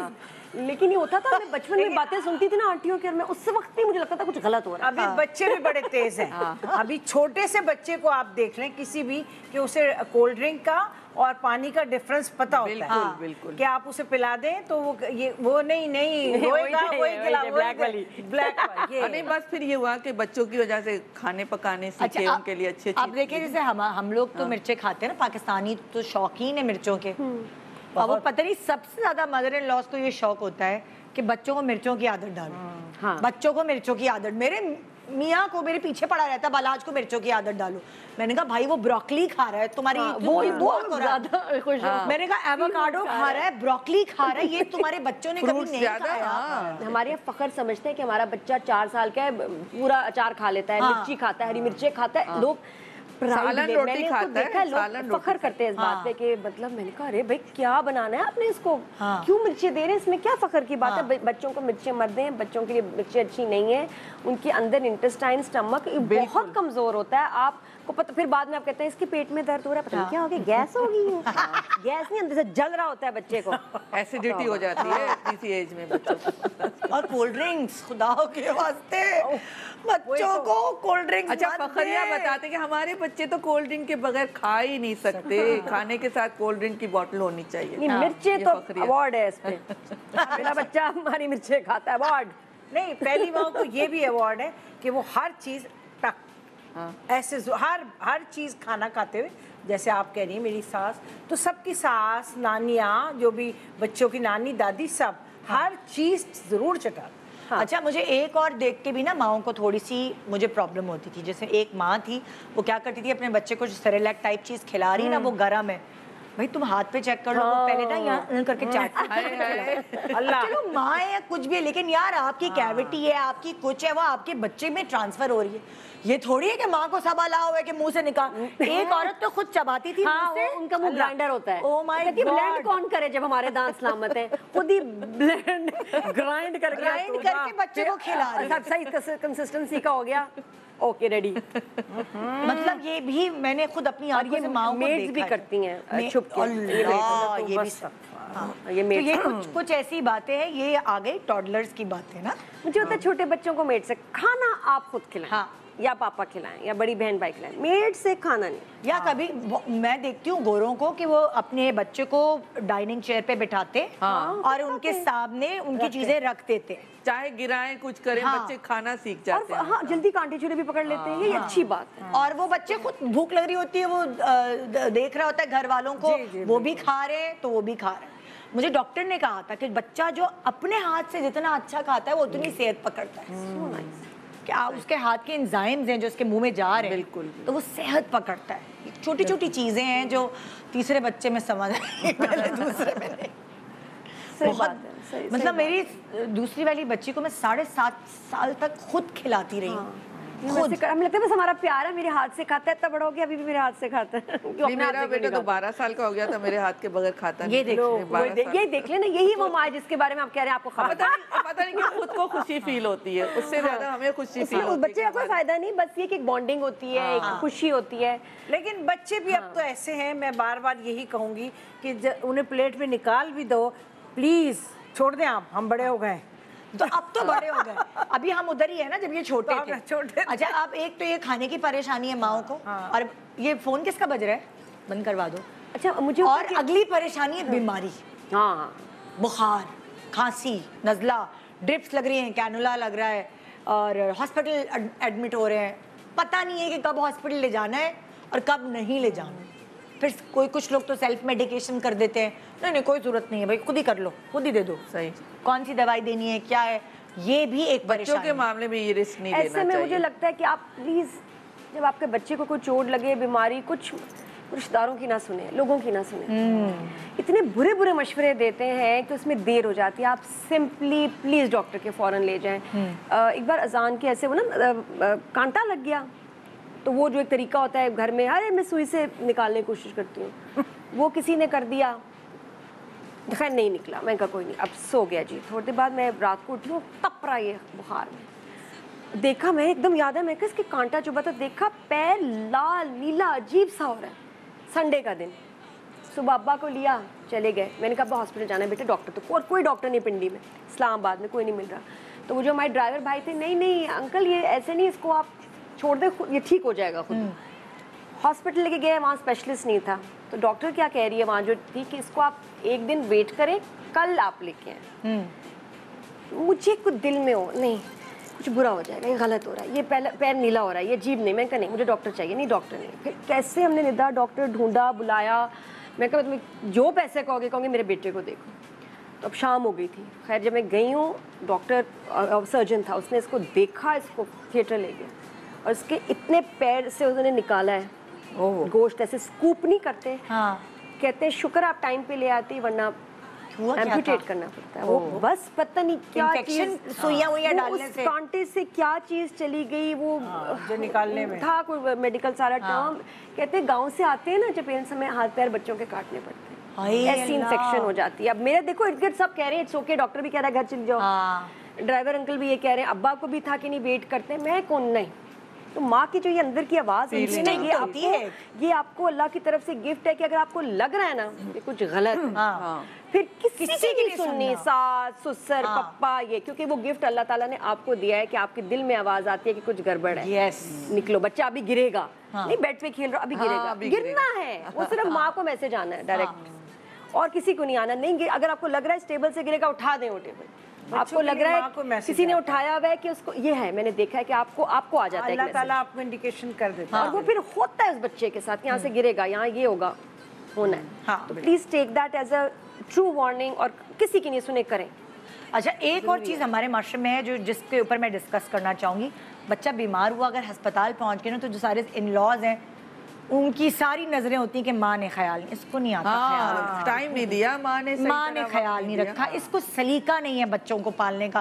देखो अस्पताल तक पहुंच गए, जितनी तकलीफ शायद उस माँ को है उतनी और किसी को नहीं होगी, और उसको भी फिर और उसी को जो मतलब लगाया होता है कि इसको संभालना नहीं आता। सो ये भी एक बहुत तकलीफदेह अमल जो है वो मैंने देखा है कि वो माँ के ऊपर सारा के हाँ भाई बहुत ही फूहड़ है भाई, बिल्कुल अल्लाह ने ऐसी हर बात में, बच्चों में, पढ़ाई पे, हर चीज पे नजरें होती है कि देखे कि अच्छा पढ़ा नहीं, ये माँ ने सही तरबियत नहीं की, अच्छा इसने सेहत नहीं पकड़ी, माँ ने सही नहीं संभाला। ये नहीं पता होता ना कि हर बच्चा डिफरेंट होता है, हर बच्चे की नेचर भी डिफरेंट है। आपका बच्चा कुछ और है, मेरा बच्चा। अच्छा, आपके बच्चे बीमार होते थे जब एकदम, तो आप का क्या रद्द अमल? मैं तो बहुत पैनिक हो जाती थी। मैं तो बहुत पैनिक हो जाती, मैं सीधी मुझे लगा कहेंगी कि नहीं, मैं तो बहुत पैनिक हो जाती थी, बीमार कैसे हो गया। और ये नादिया वाला एक किस्सा हमारे साथ हुआ था, हम कालाम में थे और शबीर साहब ने वही, इसने कहा ना किसी की ना सुनो, तो मैं भी कहूँगी शौर की भी नहीं सुनो। हम गए और शूट पर थे, शबीर की शूट थी, अर्दिल छोटा था, तो हम उसे मिनरल वाटर में ही दूध वगैरह बना के देते थे और पिलाते भी थे पानी। ये शबीर बॉटल ला दें, नहीं आप यहाँ से पिलाएं, आप शार से लें, आप यहाँ पागल हो, नेचुरल, हाँ ये नेचुरल, वो भी पी रहे खूब, लेकिन उस बच्चा छोटा था, वो दूसरी चीजें पीता था, आदत ही, हाँ, तो वो इतना हैवी, तो वो अपने आप से मैच कर रहे थे उसको, बिल्कुल। तो वो उसने जो उसकी तबीयत खराब के मैं उसको बस सिर्फ ऐसे हाथ रख के देख रही थी कि वो, और जिंदगी में पहली दफा उस वक्त वो ऐसे स्लिम हुआ था, मतलब मैंने उसको उसी वक्त देखा है। हर दिल को आज तक। तो वो इतना कमजोर ऐसे देख रही थी मैं, खुदा भला करे इकबाल हुसैन का जो हमारे डायरेक्टर हैं, उन जो आपके साथ थे वैसे, वो वहीं कलाम में वो थे साथ में, रिकॉर्डिंग पर डायरेक्ट कर रहे थे ड्रामा, जफर बुक्टी का ड्रामा था। तो वो हमें बेचारे पता नहीं बिल्कुल फिल्मी सिचुएशन थी कि मैंने कहा ये तो बिल्कुल फिल्म लग रही, कोई डॉक्टर नहीं कुछ नहीं। उसने इसी तरह कहा कि भाभी इसको डॉक्टर के लेके चलते हैं, आप ये यहाँ पे क्या कर रही हैं। तो वो बेचारा हमें रात को पता नहीं कहाँ कहाँ हम ढूंढ के डॉक्टर लेकर गए, और अल्लाह मियाँ मेरे बच्चे को ज़िंदगी दे, हर बुरी आफत से बचाए। तो वो बस हम समझ रहे थे कि नहीं, मैं ऐसे देख रही थी कि जिंदा भी है कि नहीं, सारा पानी सब कुछ निकल गया ना उसका मोशन। और ये सबसे डेंजरस है बेचारा डिहाइड्रेट। ये मैं एक आप लोगों से किस्सा शेयर करना चाहूंगी। एक मेकअप आर्टिस्ट था जो हमारी फिल्म के ऊपर था। अच्छा। मतलब हमारी फिल्म में काम कर रहा था और ये लोग हिल एरियाज गए थे, वहाँ शूटिंग हो रही थी। तो उसका एक छोटा बच्चा था जिसको यही हो गया डायरिया वगैरह। तो उसकी माँ इंतजार करिए कि बाप वापस आए तो वो डॉक्टर के पास लेके जाए। बच्चा 3 दिन तक मोशन और उल्टियों में रहा, और वो फेस टाइम करा रही है, देखो डैडी को देखो ये वो। चौथे दिन जब डैडी पहुंचे बच्चा जिंदा नहीं रहा। Oh my God. ये माओ को पता नहीं चलता कि डिहाइड्रेशन जो है आपके बच्चे की जान ले लेती है। बिल्कुल वो ही मैं आपको बता रही हूँ कि खुदा उनका भला करे। उन्होंने गाड़ी निकाली और कहाँ कहाँ वो हमें लेकर गए। फिर पता नहीं कैसे मिला कोई एक डॉक्टर, आधी रात थी, और आधी रात इस्लामाबाद से भी आगे कहीं कालाम में, मतलब हम उससे भी आगे कहीं शूट कर रहे थे। तो कहाँ मिलेगा डॉक्टर, आप सोचें। वो कोई मिला, वो उस दवाई से उससे थोड़ा फर्क हुआ, फिर सुबह वो कहीं और लेकर गए कि यहाँ लेकर चलें। तो कभी कभार ऐसा, कभी कभार चीज को सीरियसली लेना चाहिए, और कभी कभार चीज इतनी सीरियस नहीं होती। ये मयाना रवि जो है एक्सपीरियंस से आती। लेकिन छोटे बच्चे में तो रिस्क ना ले, सीधी बात है। हमें नहीं पता क्या करना है, खुद से टोट के दादी शुरू हो जाएंगी, नानी शुरू हो जाएगी, ये पिला दो, ये पेट के पिला दो, कुछ नहीं करना। सौंफ जीरे का पानी सब कुछ नहीं कर सकता। उसकी लिमिटेशन है, और वो टाइम लगाती है। छोटा सा ब्रेक ले रहे हैं, ब्रेक के बाद आएंगे हम। बहुत बहुत मशवरे हैं हमारे पास। Welcome back. Good morning Pakistan. हम अपने बच्चों को हमने किस तरह हैंडल किया, किस तरह उनकी तरबियत की, वो हम हर स्टेज आपसे डिस्कस करें। क्या हम कहाँ गिरे, कहाँ हम फिर गिर के खड़े हुए, कहाँ हमें ठोकर लगी और उस ठोकर से हमने क्या सीखा, वो सब हम आपसे डिस्कस करें। पिछले सेगमेंट में हमने डिस्कशन की थी बच्चों की बीमारी के ऊपर। अब हम आगे बढ़ते, और अब आ गया एक और मुश्किल टास्क। बच्चों को किस एज में स्कूल भेजना चाहिए, बच्चों का एडमिशन किधर कराना चाहिए। कुछ लोग इतनी दूर बच्चों का एडमिशन करा देते हैं अच्छे स्कूल के चक्कर में कि बच्चा आने जाने में ही आधा ज़ाया हो जाता है। और बहुत सारी ऐसी चीज़ें हैं जो बच्चों की पढ़ाई से लेकर हैं, तो वो मैं आप लोगों से डिस्कस करती हूँ। हाँ भाई, आपने स्कूल बदले, आपने शहर बदले, मुल्क बदले, बच्चों का स्कूल भी बदलता है, वो भी एक बहुत बड़ी टेंशन होती है। लीज़ा ने बहुत स्कूल्स बदले हैं, लीज़ा एजान ने 10-11 तो कहीं नहीं गए। लेकिन मैं फील करती हूँ कि या तो एक माँ होती है ना जिसके पास जो अच्छी टीचर होती है, जो बहुत अच्छा पढ़ाती हैं, सिखाती हैं, वो तो थोड़ा बेशक टाइम ले लें। मैंने बच्चों को 2 साल में स्कूल भेज दिया था, 2.5 साल में, 2-2.5 साल में स्कूल स्टार्ट, और वो एंजॉय करते थे वहाँ दूसरे बच्चों के साथ मिलना, एक सुपरवाइज्ड आप, और मुझे टाइम मिल जाता था कि मुझे पता है कि 3 घंटे मेरा बच्चा इज सुपरवाइज्ड। हाँ सही। और वो हालांकि होता है ना कि 4 साल में भेजो, 5 साल में नहीं, मुझे लगता है आपको पहले भेजना नादिया 18 महीने 16 महीने में भेजने लगी है माँ जी। हाँ, ये है जो 2.5 साल सबसे बेस्ट ज्यादा लगता है कि जुल्म है, क्योंकि नहीं 2.5 साल बेस्ट है। मैंने अपने बच्चों का एडमिशन कराया कि अच्छा जी 18 महीने में जाएगी, पहले वाले को तो 2.5 साल में डाला। मैंने कहा नहीं चलो बेटी है 18 महीने में। मैंने उसका एडमिशन कराया, मैं उसे छोड़ने गई 18 महीने में, जिस तरह वो रोती थी मैंने वापस उठवा लिया। मैंने कहा मैं नहीं भेजूंगी, मैं 2.5 साल से पहले नहीं। 2.5 साल बेस्ट। अच्छा, कीनू का मैंने एडमिशन करा तो 2.5 में दिया, लेकिन मैं रोज पूछती हूँ जाना है स्कूल, नहीं जाना आज सो जाओ। अब मैं इस पे हो गई हूँ कि कोई बात नहीं। तो फैसल ने बहुत डांटते कि इसको स्कूल नहीं मिस होना चाहिए, डिसिप्लिन। लेकिन बाकी बच्चों ने मिस नहीं किया, तो अजान की भी अटेंडेंस माशाल्लाह पूरे साल में कोई एक। बच्चों के एडमिशन के ऊपर अब सबसे पहले बात करते हैं ना कि अभी तो ये होता है माँ के पेट में बच्चा है, रजिस्ट्रेशन करा पहले से हो जाता है। पता नहीं कौन से, मैं ऐसे स्कूल्स में बच्चों को भेजने के खिलाफ। हाँ, मुझे होता है घर के पास स्कूल हो जब बच्चे छोटे हों, और ऐसे स्कूल जिनके दिमाग खराब हो, कि जिन आपने लेट, मैंने देखे ऐसे कराची में, मैंने कहा ओह माय गॉड यू स्नॉब्स, मैंने नहीं डालना। अगर मेरे बच्चे ने वैसे भी खुद ही पढ़ना है या ट्यूशन से आगे पढ़ना है, आपने क्या कर लेना है। ऐसे स्कूल में बच्चे को डाले नहीं जहाँ इतने पख और नखरे हो, नहीं होना चाहिए। नहीं, घर के करीब जितना अच्छा स्कूल है, अगर आप यही कहती है कि घर आप जो स्कूल देखे वो आपके घर के करीब होना चाहिए। ये तो मैं समझती हूँ सबसे बड़ी लकी बात होती है कि आपके घर के करीब स्कूल हो। मैं DHA में रहती हूँ तो सामने ही फेज 4 का स्कूल था कि उसकी बेल भी घर में आवाज़ आती थी। तो तीनों बच्चों को मैंने वहाँ डलवाया और 2.5 साल में मॉन्टेसरी में डलवाया। तो वो बहुत सी बातें वहाँ से सीख के आते थे, कलर्स, नंबर्स, सब कुछ पढ़ के आते थे कि पता चलता था कि बच्चे पढ़ रहे हैं। तो सही है ये 2.5 साल में। और होता है कि आपके जरूरी नहीं कि तीनों बच्चों की एक तरह की नेचर हो, वो स्कूल जाते खुशी फील करें। जो मेरा 3rd नंबर था वो बहुत रोया था 2.5 साल में, लेकिन ये कि आहिस्ता आहिस्ता फिर सेट हो गया। अनीज़ा ने तो मुड़ के नहीं पीछे देखा था जब स्कूल गई है ना, इतना मजे का दुबई में खूबसूरत स्कूल। अच्छा, बेटियां जरा होती हैं, मैं रो रही हूँ, मैं रो रही हूँ और उसने मुड़ के नहीं देखा।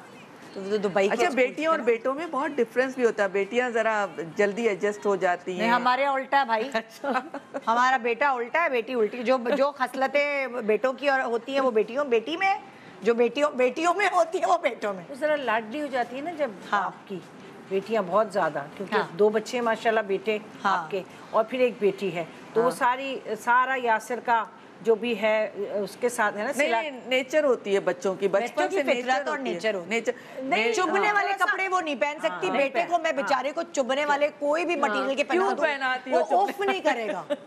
बेटी तो कहेगी उफ प्योर। अब उसको ये होता है कि प्योर नहीं है, चुभ रहा है। वो अब्बा की आदत उसमें है। मुझे कोई भी डिजाइनर कपड़ा दे दे, कहीं से भी चुभ रहा हो, बर्दाश्त करती रहो। अच्छा, मेरी बेटी ने कभी पढ़ने में तंग नहीं किया, खुद आती थी, पढ़ती थी, बैठती थी। बेटों को बहुत मुश्किल हुई उनको पढ़ने पे बिठाने के लिए। बड़े बेटे को तो खुद मैंने सब राइटिंग सिखाई, बिठाया, और वो लेफ्टी था। आप तीनों ये कहते हैं कि बच्चे को करीब के स्कूल में डालो, एक पॉइंट ये बिल्कुल। लेकिन एट द सेम टाइम अगर बुरा स्कूल है, फिर वो डैमेज है, फिर थोड़ा सा आपको मेहनत करनी है कि थोड़ा आगे जाएं। लेकिन ऐसे स्कूल जहाँ ना टॉयज हो, तो इससे बड़ी अच्छी बात मतलब बच्चे भी आपके माहौल के हिसाब से, जो आपके घर का एक है ना, एक माहौल होता है। कुछ बच्चे नहीं आपके फैमिली टाइप के होते हैं, समझ रहे हैं मैं क्या कह रही हूँ? तो वो माहौल भी मिलता जुलता हो, वहाँ टॉयज वगैरह, बच्चे का प्लेजेंट स्कूल हो, टीचर भी आपको अच्छी लगे। टीचर नहीं समझ आ रही, ना डालें, फिर थोड़ा आगे चले जाएं। क्योंकि थोड़ा कष्ट काट लेना। लेकिन बस मैं कहती हूँ जो स्कूल वैने हैं ना, मेरे पास तस्वीरें मैं दिखाऊंगी, मैं तड़प जाती हूँ। जो स्कूल वैन में आप बच्चों को भेजते हैं, एक तो छोटा बच्चा, सुजुकी नहीं, डबल रोटी वाली सुजुकी होती है, उसमें आगे बैठा होता है बच्चा, और ऐसे ऐसे हिल रहा होता है, और वो ड्राइवर ऐसे चला रहे होते हैं, मेरा तो दिल करता है मैं बैन कर दूँ सबको। और आप एज अ मदर प्लीज अपने बच्चे को जो ड्राइवर के साथ भेजते हैं, ये जो सुजुकी होती है, उसमें आगे ना बैठाएं। पीछे सीट बेल्ट ही नहीं होती बच्चों की, और ये हमेशा रॉन्ग वे से आ रहे होते हैं। और स्कूल बैग्स के बारे में क्या ख्याल है, जो इतने हैवी स्कूल बैग्स बच्चे बेचारे पीठ पे लेके चल रहे होते हैं? अच्छा, मैंने नहीं देखा अभी तक। हाँ, क्यों नहीं? क्योंकि हाँ, अब इसका मैं बताती, अजान IB पढ़ रहा है, उसका छोटा सा बैग, ये जो पढ़ाई का अलग है ना, लेवल्स जो है ना, Cambridge system is abusive system. मुझे लगता है कि जो बच्चे को पागल कर देता है, जिससे हम गुजरे हैं। आप तो आपके बच्चे दोनों सिस्टम से पढ़े, पहले वो कैम्ब्रिज में थे, फिर IB में चले गए। बिल्कुल। तो आपको क्या फर्क लगा? IB कितना सही, बच्चे को रट्टे नहीं लगाने, बस ज्यादा पढ़ना, रिसर्च। ये जो कह रही है बात के रट्टे नहीं लगाने, स्मार्ट हो जाते हैं। पहले मैं बैठ के उनका होमवर्क कराती थी, बैठ के ऐसे एक उंगली रख के ऐसे ऐसे पढ़ाती थी, कलर बताती थी। ठीक है, कोई स्कूल को जब हमारा जमाना था तो उस वक्त कैम्ब्रिज सिस्टम और मैट्रिक सिस्टम था। बस अब सिस्टम्स और भी आ गए, तो माँ को ये पता होनी चाहिए। स्कूल किसी का कोई भी नहीं, स्कूल सब अच्छे, लेकिन ये जो है ना, जैसे अब तुम्हारा बच्चा भी है छोटा, मेरा है, हम सब पढ़ते हैं, तो ये लोगों को नहीं लगता कि एग्जाम्स हो रहे हैं, कोई रट्टे लगा रहे हैं, परेशान हो रहे हैं। ठीक है, बच्चे, वही वाली बात है कि कोई बच्चा पढ़ता है, कोई नहीं। बेटी मेरी बिल्कुल ऑर्गेनाइज है, वो पढ़ती है, बहुत कंपोज्ड है। नहीं, अर्दिल शुरू से नहीं है इंटरेस्ट पढ़ाई में, वो एक अलग बात है, वो एक अलग बात। सारे बच्चे बराबर के, कोई आपका बच्चा होता है पढ़ाई में अच्छा होता है, कोई दूसरी और एक्टिविटी। ये वाला स्कूल का सिस्टम इन लोगों का बहुत अच्छा है, बहुत अच्छा। इतना प्रेशर नहीं डालते। मैं कहती हूँ बच्चे को सेल्फ स्टडी करनी चाहिए, माँ लेके बैठे, ट्यूटर्स आए, क्यों? क्योंकि इतनी नॉलेज है बच्चों का, बड़े हुए मेरे बच्चे तो मुझे बता रहे होते हैं। आप यकीन करें, मुझे बता रहे होते हैं ये ऐसी चीज नहीं है, ऐसे वो पूरा ग्रो हो गए ना, ग्रो हो गए। इम्तिहानों में आप उनको कैसे टैकल करते थे? जैसे अगर वो छोटे थे, उनके नंबर कम आए हैं, या वो फेल हो गए, या कोई ऐसी चीज हुई, सो एज माँ आप लोगों ने कैसे टैकल किया उस सब बच्चों? मैंने तो कभी पिटाई नहीं की ना उन्हें डांटा। अच्छा। क्योंकि मुझे पता था कि बड़े वाले तो माशाल्लाह सही पढ़ गए, जो छोटा बेटा था उसने बड़ा तंग किया था मुझे बचपन से पढ़ने में। पढ़ने बिठाती तो आधा घंटा तो वो भाग जाता था कि वॉशरूम जा रहा हूँ। जब ये इसका 9th का O लेवल का रिज़ल्ट आया तो मैं गई, तो मैं उस रिज़ल्ट को देख के सर पकड़ के बैठ गई, क्योंकि उसके 3-4 में वो था ही नहीं, क्लियर नहीं हुए थे। तो इसने मुझे देखा कि मैं इतनी परेशान हूँ। यकीन करें, जब इसका O लेवल का फाइनल हुआ 3 महीने पहले इसका ये रिज़ल्ट था, और 3 महीने के बाद इसने हर सब्जेक्ट में A+ लाया। वो उसने मेरी वो फीलिंग देख ली, उसने बाद में भी कहा कि अम्मी अगर आप मुझे टीचर्स के सामने डांटती, मारती, मेरी इंसल्ट करती तो शायद मैं आगे पढ़ता ही नहीं। लेकिन आपको जिस वक्त मैंने देखा कि आप इतनी दुखी हो गई और आपने इतना बर्दाश्त किया और आपने मेरी फेल होने पे भी मुझे पिटाई नहीं की, तो मैंने उसको इतना पॉजिटिव लिया और माशाल्लाह उसने 3 महीने में, वेरी गुड टिप, 3 महीने में उसने A+ हर सब्जेक्ट में, एक जो थे सब में। लड़के का एक टाइम आता है जब उसको ना दिमाग के जो जाले हैं ना वो साफ हो जाते हैं, उससे पहले लड़के नहीं। और माशाल्लाह वो बच्चा जिसको मैं कहती थी पढ़ता नहीं, लैंग्वेजेस है, चाइनीज, स्पेनिश, फ्रेंच, सब में गोल्ड मेडलिस्ट है माशाल्लाह। वो बच्चा, जब बच्चे को अपनी पसंद की चीज आती है ना तो वो एक्सेल करता है। असल में कुछ फीलिंग्स बच्चे जो ना माँ की नोट करते, मारना पीटना मैं समझती हूँ सबसे बेकार चीज़ है। आपने थप्पड़ मार दिया, उस वक्त आपने गुस्सा निकाल दिया, वो कोई असर नहीं करेंगे, लेकिन जो बच्चे ने फील किया कि आपने किस तरह बर्दाश्त किया, वो असर करता है और बच्चे उस पर पॉजिटिव। मुझे इस वक्त जो है ना आपकी बात से मुझे ये करना है कि फादर्स को ना इस वक्त बहुत इम्पॉर्टेंट रोल प्ले करना चाहिए। कभी कभार मेरे अम्मा अब्बा गुड कॉप और बैड कॉप वाली चीज़ें प्लान करते थे, दोनों में से कोई एक गुड कॉप होता था और दोनों में से कोई एक बैड कॉप होता था। उस बैड कॉप से हम डर रहे होते थे, मतलब एक बुरा पुलिस वाला है और एक अच्छा पुलिस वाला है। डर और डर जरूरी, और उससे हम डर रहे होते थे। एक हमें प्यार कर रहा होता था कि हम मतलब पढ़ाई के पीछे लोगों ने खुदकुशियाँ कर ली हैं बच्चों ने। बिल्कुल ऐसा नहीं है, सख्ती होती है तो खुदकुशी कर लेते हैं बच्चे, डिप्रेशन में चले जाते हैं। और एक जो है जिसका हमें खौफ होता था कि उसकी वजह से हमें पढ़ना है। लेकिन आप फादर्स को मैंने देखा है, अगर आप फादर्स को बीच में ज़्यादा इन्वॉल्व करते हैं तो कुछ फादर्स होते हैं बच्चों को डांटते हैं। उसको मैं अक्सर अपने हस्बैंड को कहती थी अच्छा पढ़ाएं, मुझे जाना है, इनको ये सब्जेक्ट दें, तो बच्चे मुझे मम्मी प्लीज अब्बू के हवाले, डैडी के हवाले मत कीजिए, डैडी के हवाले पढ़ लो या मुझसे पढ़ लो, तंग ना करो। वो बच्चे फिर तंग भी करते हैं बहुत ज्यादा, कि फिर फायदा नहीं ना कि बहाना बना रहे हो। अच्छा, ये जो आप न्यूज़ इतनी देख रहे हैं कि बच्चों के नंबर कम आए, खुदकुशी कर ली, फलाना ये कर लिया, तो इन न्यूज़ की वजह से कभी खुद का दिल डरा है? अक्सर होता है ना, बच्चे बहुत सारे हमें इमोशनली ब्लैकमेल भी करते हैं, लेकिन बहुत दफ़ा हम उनके साथ इस तरह बुरा कर देते हैं कभी कभार के बच्चे इतने ज़्यादा अफेंड होके खुदकुशियाँ कर रहे हैं। ये बच्चे पता है, आई थिंक इनको साइकोलॉजिकल भी प्रॉब्लम्स होते हैं। वैसे भी मुझे लगता है कि बच्चे थोड़े कमज़ोर होते हैं, क्या कहते हैं, मेंटली उन पे चीज़ें असर कर देती हैं। वरना बड़े अच्छे अच्छे पेरेंट्स घर की तरफ से भी डिप्रेशन दिया जाता है शायद, ये भी एक एलिमेंट है। लेकिन प्रेशर हमें कम था, बच्चे प्रेशर लेते हैं, बहुत कुछ सह जाते हैं, लेकिन जो कमज़ोर होते हैं ना इमोशनली, वो फिर ये स्टेप उठाते हैं कि मैं ये कर लूँ, मैं वो कर लूँ, मैं वो कर लूँ, बाकी वरना बच्चे क्या क्या नहीं सहते। और नहीं, घर से भी जब कंपेयर किया जाता है ना, वो देखो तुम्हारी खाला का बेटा, वो देखो वो बेटी क्या कुछ कर लिया, तो बच्चे उसमें भी डिप्रेशन। बच्चे हमने ये हमारे साथ हुआ, कोई फर्क नहीं पड़ता। हाँ। ये बड़ी नॉर्मल बातें हैं। बच्चों को ना थोड़ा स्ट्रांग होना चाहिए कि ऐसी बातों को ना दिल पे ना लें। हाँ। तो बल्कि बच्चे हम कहते हैं तो बड़ी चीज नहीं है, हमने छोटे से ऐसे किया है, अब बड़े हुए हैं, इसके भी हुए हैं, तो अब डेफिनेटली हमें कहते हैं कि बस वो अलग है, हम अलग हैं। अब वो जवाब देते नहीं, बच्चों तो को ये वाली बात सही है, मजबूत बनना। अच्छा, आप लोग क्या टिप्स देते हैं बच्चों को मजबूत बनाने के लिए? माओ को क्या करना चाहिए? कॉन्फिडेंस देना चाहिए बस। कैसा कॉन्फिडेंस? जैसे पॉजिटिव टाइम देना चाहिए, टाइम देना चाहिए बच्चों के साथ बैठ के आपने टाइम देना है, शेयर करनी है, स्टोरी शेयर करनी है। मतलब जो आप उनको खाना देती हैं, जो आप उनके कपड़े इस्त्री करके देती हैं, ये जो सारे आप काम कर रही होती हैं, मगर वो टाइम नहीं दे रही होती, क्वालिटी जो वो टाइम देखें। फैमिली डिस्कशन, क्रॉस क्वेश्चनिंग बहुत ज़रूरी है। और ये एक बात कहना बहुत ज़रूरी है कि लोग कहते हैं ये घरेलू प्रॉब्लम बच्चों को ना बताएं। जैसे जैसे बच्चे बड़े हो रहे हैं खुद ही उनको अपना खुद ही दे, मतलब हमें बतानी है उन्हें प्रॉब्लम कि हम किन प्रॉब्लम से गुजर रहे हैं। हाँ। ठीक है ना, आप जिससे गुजरी, आपके पेरेंट्स जिस तरह गुजरे, तो हम अब आपके और मेरे और नादिया के, इनके बच्चे उस प्रॉब्लम से नहीं गुजरे, शहजादे और शहजादियों की तरह रह रहे हैं। तो हमें उन्हें बताना है।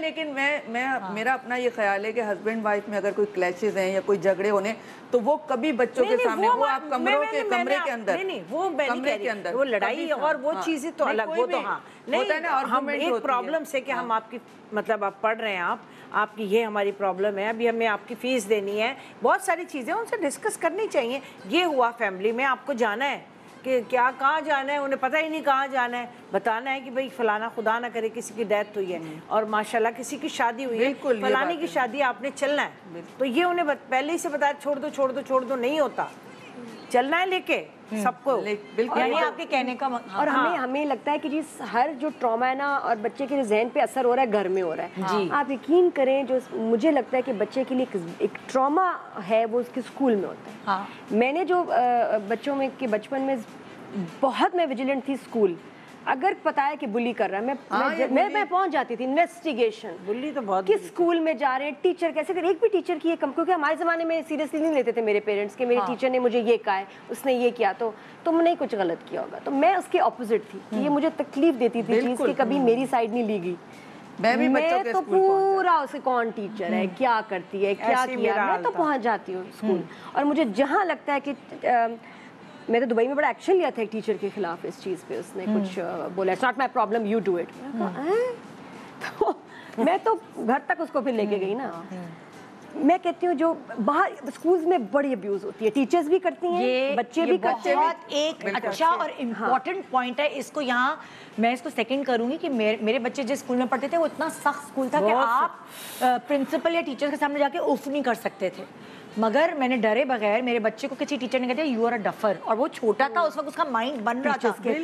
अगर आपने बच्चे को डफर कह दिया है तो वो तो समझने लगेगा कि मैं डफर हूँ। उसने क्या किया? वो आप घर में कितना प्यारा माहौल दे दें, बच्चा और करती है टीचर, सोचने लगेगा कि मैं तो डफर ही हूँ। आपको टीचर से भी प्रोटेक्ट करना है कि ये क्या लैंग्वेज है, और हम वहाँ है नहीं, और बच्चे बताते नहीं, जान कभी नहीं आके बताता उसके साथ क्या हुआ है। मुझे तो हर बार मैं इन्वेस्टिगेट करती रहती थी, और हमेशा कॉज होता था स्कूल में, एंड मेनी टाइम्स टीचर और उसके जो क्लासमेट्स बच्चे होते हैं, मेरे बच्चों के साथ भी होता था। उसकी वैन में एक लड़का था, उसको बुली करता था, तो मेरे बेटा रोता हुआ आया, एक दफ़ा बताया, मैं पहुंच गई स्कूल, मैंने उसके प्रिंसिपल से कहा कि इनके पेरेंट्स को बुलाएं, और इनकी पेरेंट्स टीचर मीटिंग हर वक्त मैं ज़रूर सामने होती थी कि टीचर्स को भी पता हो कि इनके पेरेंट्स इन्वॉल्व हैं, आ रही है, हर चीज़ में इन्वॉल्व होना जरूरी। ये तो थोड़ा जेंटली जाती थी या समझदारी में चली जाती होगी, है ना, कि मैं बंद करवाने जाती थी। मैं तो ये, हालांकि ये होना चाहिए कि भाई दोनों की कोई गलती होगी या कुछ, बुली पे अगर उसको किसी ने कुछ कह दिया, कोई भी बात है, तो मैंने पहुंच जाना है। और किसने कहा क्या था, मुझे हाथ रख के बताओ। ये तो वैसे जाती थी ना कि नहीं ये क्यों है, मैंने तो कहा, मैं तो यहाँ से दिल रो रहा है, आंखें रो रही हैं, पूरे रास्ते मेरा दिल के वो बच्चा मुझे मिले, पढ़ती भी जा रही हूँ, वो बच्चा मुझे मिले जिसने कहा है मेरे बच्चे को। और नहीं बिल्कुल, और किसी ने क्रिकेट नहीं खिलाई करते हैं, कॉन्फिडेंस कि हमारे बैक पे कोई है, हमारी बैक पे। 90s में तो ऐसे होता था। मेरे स्कूल में मेरी टीचर्स इतनी खौफनाक थी। मुनज़्ज़ा हमारी टीचर, एक बच्चा था उसमें थोड़ा स्पेशल सा था, थोड़ा स्लो था, तो उसका नाम था बीटी, और वो टीचर ने बैठना डेस्क पे। हमारी टीचर्स कौन होती थी, बीए के बाद जिनकी शादियों में टाइम होता था ना, 1 घंटा टीचर बन गए। उफ, जो अजियतनाक वो टीचर्स। अब टेबल पे बैठी है मिस मुनज़्ज़ा, हाँ भाई बेटी किससे शादी करनी है, तुम्हें कौन सेक्सी लगती है लड़की बताओ, उसके बारे। और हम इतने शर्मिंदा और शर्मीली लड़कियां, हाँ भाई इससे शादी करनी है, हाँ भाई तुमने है ना, उठो, तो बेटी से शादी करोगी, अरे यार कर लो। ये मेरी टीचर होती प्राइवेट, पहले नहीं होती थी, और मैं ऐसे देख रही होती थी, और वो बच्चा भी कांप रहा है, वो लड़की भी कांप रही है, और ये रोज का उनका काम होता था कि शादियां कराती थी वो बैठ के। अब घर में बताओ तो घर में तुम्हारी कोई गलती होगी, हम क्या कहेंगे, हम टीचर तो गलत हो ही नहीं सकती। पहले तो यही होता था ना।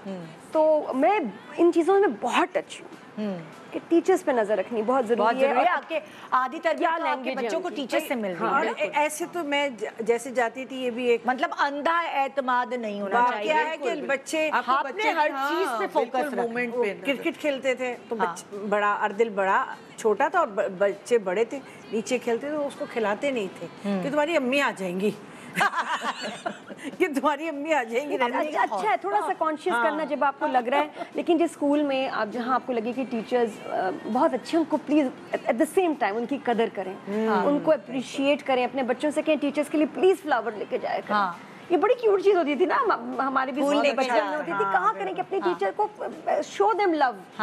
तो ये अच्छी बात है, अगर अच्छी डरे नहीं।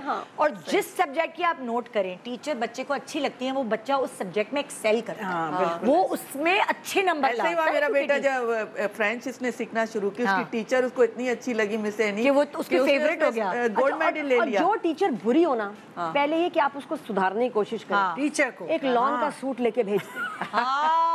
ये भी अच्छी टिप है। ऐसे ये भी होता है कि कभी कभी टीचर आपके बच्चे के ना बस पीछे पड़ जाते हैं, बहुत कुछ लिखेंगी आज टीचर। पहले आप शराफत से जाएं, उसको मिलें और आप कहें आपकी बहुत मैंने किया, मैंने कहा आपकी बहुत तारीफ करा था, कह रहा था कि आप तो बस इसकी फेवरेट टीचर।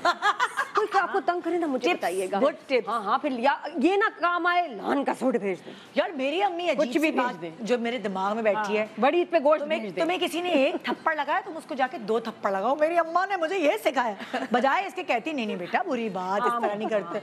तो मैं अम्मी से कहती थी कि मतलब वो अम्मा उसने हम देखे इस तरह किया, मेरे साथ मारा। अरे तुम्हें जो एक थप्पड़ लगाया ना, जाके उसको 2 थप्पड़ लगाया। मेरे अब्बू कह रहे थे क्या सिखा रही हो।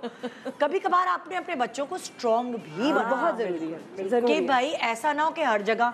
अब जैसे मैं नोट करती थी कि मेरे बेटे का दोस्त था, वो उसको हर वक्त जलील करता रहता था।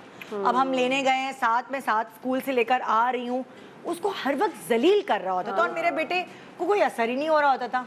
तो मैं अपने बेटे के साथ एक दफा बैठी, मैंने कहा बेटा सेल्फ रिस्पेक्ट बहुत बड़ी चीज है, बहुत बच्चों में। तो आपका चाहे वो कितना ही पक्का दोस्त हो, लेकिन वो क्योंकि आपको, मैंने खुद सुना कि वो आपकी रिस्पेक्ट नहीं करता, आप पे हंसता है, वो भले छोटा है, लेकिन आप में सेल्फ रिस्पेक्ट वाला एलिमेंट, डिग्निटी होनी चाहिए। तो जैसे वो आहिस्ता आहिस्ता बड़ा हुआ और इतना छोटा सा भी 9 साल का है, जब उसको समझ आई ना, वो उस दोस्त से कट गया। उसने कहा वो आप सही कह रही थी, वो मेरी रिस्पेक्ट नहीं करता। अच्छा मैं 2 छोटी बातें बताऊंगी, ये पॉइंट्स हैं जो आपको पता होने चाहिए।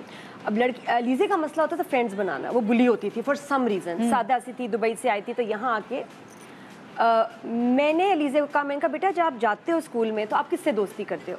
बच्चियां दोस्ती करती हैं जो लड़की पॉपुलर हो, खूबसूरत हो। Yes you are right. मैंने कहा बेटा तुमने पता किससे दोस्ती करनी है आइंदा? जो कोने में लड़की बैठी है, बिल्कुल क्वाइट सी स्वीट सी। मैं कहा वो तुम्हारी दोस्त। खबरदार जो मेन हसीना से दोस्त, में हसीना मेरी क्लास में होती थी तो अब बड़ी अजीब लड़की थी, तो मुझे भी शौक था, तो मेरी तो बड़ी बेइज्जती की उस लड़की ने। मैंने कहा कभी भी मोस्ट पॉपुलर मोस्ट ब्यूटीफुल लड़की से दोस्ती नहीं करनी, ये भी एक दोस्त नहीं होती, वो सिर्फ जो आपको तंगी करेगी, जलील करेगी, एहसास कमतरी में डालेगी और आपका मजाक उड़ाएगी। मैंने कहा जो उधर वो लड़की होगी ना कोने में, वो तुम्हारी सारी जिंदगी साथ देगी, हर वक्त तुम्हारी वो बेस्ट फ्रेंड होगी। अलीज़े ने फिर वो शुरू किया कि जो लीस्ट पॉपुलर लड़की है उसके साथ दोस्ती करनी है। अजान को मैं एक टिप बार बार देती हूँ, जो अब बच्चे बड़े हो रहे हैं, बहुत इंपॉर्टेंट है, उनको प्लीज़ ये बताएं लड़कों को कि अगर आपको कोई बच्ची कहे अजान मुझे वो लड़का टेक्स्ट कर रहा है, वो बहुत तंग कर रहा है, तुम प्लीज़ उसको जाके ना सबक सिखाओ, उसको प्लीज़ कहो मुझे बार बार वो तंग कर रहा है, खबरदार किसी लड़की के लिए तुम लड़े। बिल्कुल मैंने कहा उसका बाप करे, उसका भाई करे, स्कूल का प्रिंसिपल करे, it is not your job. वो तो चली जाएगी, उस बच्चे का गार्ड आके तुम्हें पता नहीं तुम्हारे साथ क्या करे। खबरदार किसी लड़की के चक्कर में पड़े। अब ये वाले मसले आ गए टीनेज के, और ये बहुत बड़े मसले हैं। अब हम नेक्स्ट जो डिस्कशन करेंगे वो टीनेज के मसलों पे करेंगे, क्योंकि हाय कब्र तक चले जाएंगे, बच्चों के प्रॉब्लम्स खत्म नहीं होने, ये बात मैं आपको बता दूं। Good morning Pakistan, welcome back, good morning Pakistan. आज हम सब अपने अपने एक्सपीरियंसेस डिस्कस करें, और अगर हमारे इन एक्सपीरियंसेस से आपको कोई फ़ायदा पहुंच सकता है तो हम समझेंगे आज की सुबह का हमारा फ़र्ज़ पूरा हो गया। सो हम डिस्कशन कर रहे थे अभी जो पिछले सेगमेंट में टीन एज के ऊपर बात शुरू हुई थी। आपको लगता है कि अच्छा जी बच्चे गोद में हैं या टॉडलर हैं या फिर थोड़े और बड़े हो रहे हैं, तो बस मुश्किल यहीं तक है, बस ज़रा ये टीनेज में आएंगे तो हमें सुकून आ जाएगा। ऐसा नहीं है, आपकी नींद तो जो टीनेज में उड़ेंगी ना, वो तो पहले नहीं उड़ेंगी। सबसे डेंजरस एज, सबसे डेंजरस एज इज टीनेज, और उस वक्त आप पेरेंट्स को भी हेल्प की ज़रूरत होती है। आपको भी साइकोलॉजिस्ट या साइकियाट्रिस्ट से मशवरे लेने चाहिए कि इन बच्चों को कैसे पालना है, क्योंकि कुछ भी हो सकता है। ये बहुत बारीक लाइन होती है, नहीं? आप क्या डिस्कस करेंगी जाने से पहले? और उसमें बच्चों का फेवरेट जुमला और उनका मसला होता है कि I hate my mom, I hate my dad. हाँ, बच्चे उसमें सेल्फ हार्म करते हैं, बच्चे अपने आप को काटते हैं, तकलीफ देते हैं, एक्सपेरिमेंट कर रहे होते हैं, और आपको लगेगा कि ये वो बच्चा जो है आपके सामने, जैसे बच्चा टीनेज में आता है, ये आपका बच्चा है ही नहीं। आपको उसकी कोई बात समझ नहीं आएगी और ना समझ सकेंगे। और मैंने जब एक दूरी भी आ जाती है, बिल्कुल आ जाती है। आपको एक्चुअली बुरा भी लगने लगता है बच्चा। आप कहते हैं यार बस दफा हो जाओ, जो करना है करो। आपको नहीं समझ आती। बहुत मैक्सिमम लड़ाइयाँ आपकी ना इस टाइम होंगी, और बच्चा पिटेगा भी इसी टाइम सबसे ज्यादा, और बच्चा आपसे और नफरत करेगा। ये बस सबसे डिफिकल्ट टाइम है कि आप कहते, फिर मुझे पता चला कि ये साल होते ही ऐसे हैं। बच्चे गुजर होते हैं उस वक्त हार्मोनल चेंज। एग्जैक्टली यही मैं कह रहा हूँ, सबसे ज्यादा ये चेंजेस जो आती हैं उनकी अपनी बॉडी में तो उन बेचारों का कोई कसूर भी नहीं होता है इस मामले में, क्योंकि उनके अंदर इतनी चीजें रद्दोबदल हो रहा होता है कि वो। और स्कूल में बाकी बच्चे, मैंने लीजा से एक बार पूछा ना कि तुम्हें किसने कहा है, कहती है वो सब बच्चे क्लास में कहते हैं hate my mom, I hate my dad. अच्छा तुम सुन के आई हो तो इसलिए बोल रही हो। तो ये वहाँ का भी एक है कि बाकी बच्चे क्लास में ऐसे बोल रहे होते हैं, उनको भी लगता है। मैंने कहा उनकी वजह से लग रहा है। अच्छा मैंने कहा लिखो व्हाई यू हेट मी और यू हेट योर लाइफ, 4 बातें लिखो। कुछ भी नहीं था उसके पास। मैंने कहा तुम क्यों कह रही थी बच्चे? कहती है क्योंकि मेरी फ्रेंड्स कहती है। आई थॉट इट्स स्कूल में टीन एज में आप सोच नहीं सकते बच्चे आपस में अपने पेरेंट्स की बुराइयां कर रहे हो ऐसी। तो इसी वजह से तो कहा जाए कि इस एज में माँ जो है एज अ फ्रेंड रहे बच्चों के साथ, जितना क्वालिटी टाइम दे सकते हैं हम बच्चों के साथ। बहुत बारीक लाइन है फ्रेंड रहने में और थानेदारनी रहने में, बहुत बारीक लाइन है। नहीं रहने, अगर आप सिर्फ फ्रेंड रहेंगे ना तो बहुत दफा माँ को भी मामू बनाते हैं बच्चे। क्योंकि मुझे होता है फ्रेंड्स उनको बाहर मिल जाएंगे, आप पेरेंट बने, आप माँ और बाप बन के रहे। जो फ्रेंड वाली टर्म है ना, एक सर्टेन एज पे आके 20 में जब बच्चे आ जाए फिर ठीक है। हाँ थोड़ा सा कंफर्टेबल, बस आपसे सब बात डिस्कस करें। हार्मोनल चेंजेस आ रही होती हैं, वो लोग खुद अपने कंट्रोल में नहीं होते। अगर हम उस वक्त थानेदारनी बन गए या हमने उन पे ज्यादा सख्तियां की तो वो फिर एंटी होंगे, फिर कहेंगे आई हेट माय मदर। अगर हम उनके साथ फ्रेंड रहेंगे तो वो कभी नहीं कहेंगे। अच्छा मैंने एक बहुत अच्छी एक बात किसी से, आई डोंट नो, मुझे नाम याद नहीं आ रहा, कोई खातून थी जो बता रही थी बैठ के कि मैं ना जब मेरा बेटा आता था टीन एज में, घर आता था तो मैं उसको हग ज़रूर करती थी, और उसको हग करके ना उसके बाल सूंघती थी कि कहीं सिगरेट की स्मेल तो नहीं। मैं उससे नहीं पूछती थी तुम सिगरेट पी के आए हो, लेकिन ना मैं उसको प्यार करती थी और मेरे नाक जो है तेज़, मेरा दिमाग सारा होता था कि मैंने उसके बाल सूंघने कि कहीं वो सिगरेट तो नहीं पी के आया। हमें ना बड़ा ड्रामा क्वीन बनना पड़ता है। वो तो मैं कह रही हूँ ना कि हर चीज़ को देखना है और उसको देख के हमें चलना है, लेकिन इस एज में ना पिटाई करें आप, नहीं उनके साथ ज्यादा सख्तियां करें, क्योंकि बागी बच्चे इसी एज में होते हैं। सबसे फिर आपसे वो बागी हो गए ना तो आप कंट्रोल नहीं कर आपको कोई बीच का रास्ता, मैं तभी कह रही हूँ ना हमें हेल्प की जरूरत मैं कह रही हूँ ना कि क्वालिटी पता है क्या है कि आप जब थोड़ा लीनियंट ज्यादा हो जाते हैं ना, बच्चे ऐसे स्लिप होते हैं क्वालिटी टाइम सिगरेट से कब ड्रग्स और शराब की तरफ आए पता ही नहीं चला। ऐसे स्लिप हो जाएंगे क्योंकि उनको होता है कि मम्मी मेरी कूल है, डैडी कूल है, कुछ नहीं कहते। उनको डर जरूरी है कि एक का तो हो। जब टाइम देंगे आप उनकी चीजों को देखेंगे, एक का ड्रामा करें। अच्छा मैं तो सिंगल पेरेंट थी ना, इसलिए मैं जूते के साथ इनकी परवरिश की है। लेकिन जब बाप हो ना, क्योंकि फादर हो तो एक उसका डर हो। अब एक माँ है जो बच्चे को पाल रही है, उसको बाप और माँ दोनों बनना है, थोड़ा सॉफ्ट थोड़ा सख्ती, ये डिफरेंट है। तो उसकी वजह से क्योंकि बच्चे फिर बहुत आगे निकल जाते हैं। एक ना बच्चों के जो कपड़े का जो लिमिट है ना, नहीं उनकी बुक से, उनके कपड़ों से हर चीज आपको देखनी पड़ती है कि उनकी कोई चेंजेस क्या आ रही हैं, कि उनकी कॉपीज मुझे लगता है टीनेज बच्चों की माँ और बाप को एक डिटेक्टिव होना चाहिए। बिल्कुल बिल्कुल वही कह रही हूँ। माँ बाप हर एज में, हर स्टेज में बच्चों के रूप बदलते हैं, ठीक है ना। कभी नर्स बन जाते हैं, कभी ट्यूशन टीचर बन जाते हैं, और कभी उनको ये बनना पड़ता है जो मैं क्या कहा था मेरे भी, क्या बन, हाँ डिटेक्टिव बनना पड़ता है। सो वो दोस्त बनने का भी ज़माना होता है कि दोस्त कब बनना है, तो वो सूंघना चीज़ें और क्या क्या करना चाहिए। कभी फ्रेंड्स के घर मुझे लगता है रात को नहीं छोड़ना चाहिए। यस, एक बहुत इम्पोर्टेंट, लड़की हो या लड़का, मेरे तो पॉलिसी है रात में इतना कुछ हो जाता है कि उफ, आप सोच नहीं सकते कि दो बच्चे इस एज में जब मिलते हैं तो क्या करते हैं, मैसेजेस किसको करते हैं, क्या करते हैं, क्या ट्राई करते हैं। रात की इजाजत ही नहीं, सीधी सीधी बात है। एक टाइम होना चाहिए। घर में अगर ट्यूशन टीचर आते हैं या मौलवी साहब आते हैं तो आप लोग को जरूर साथ बैठना चाहिए।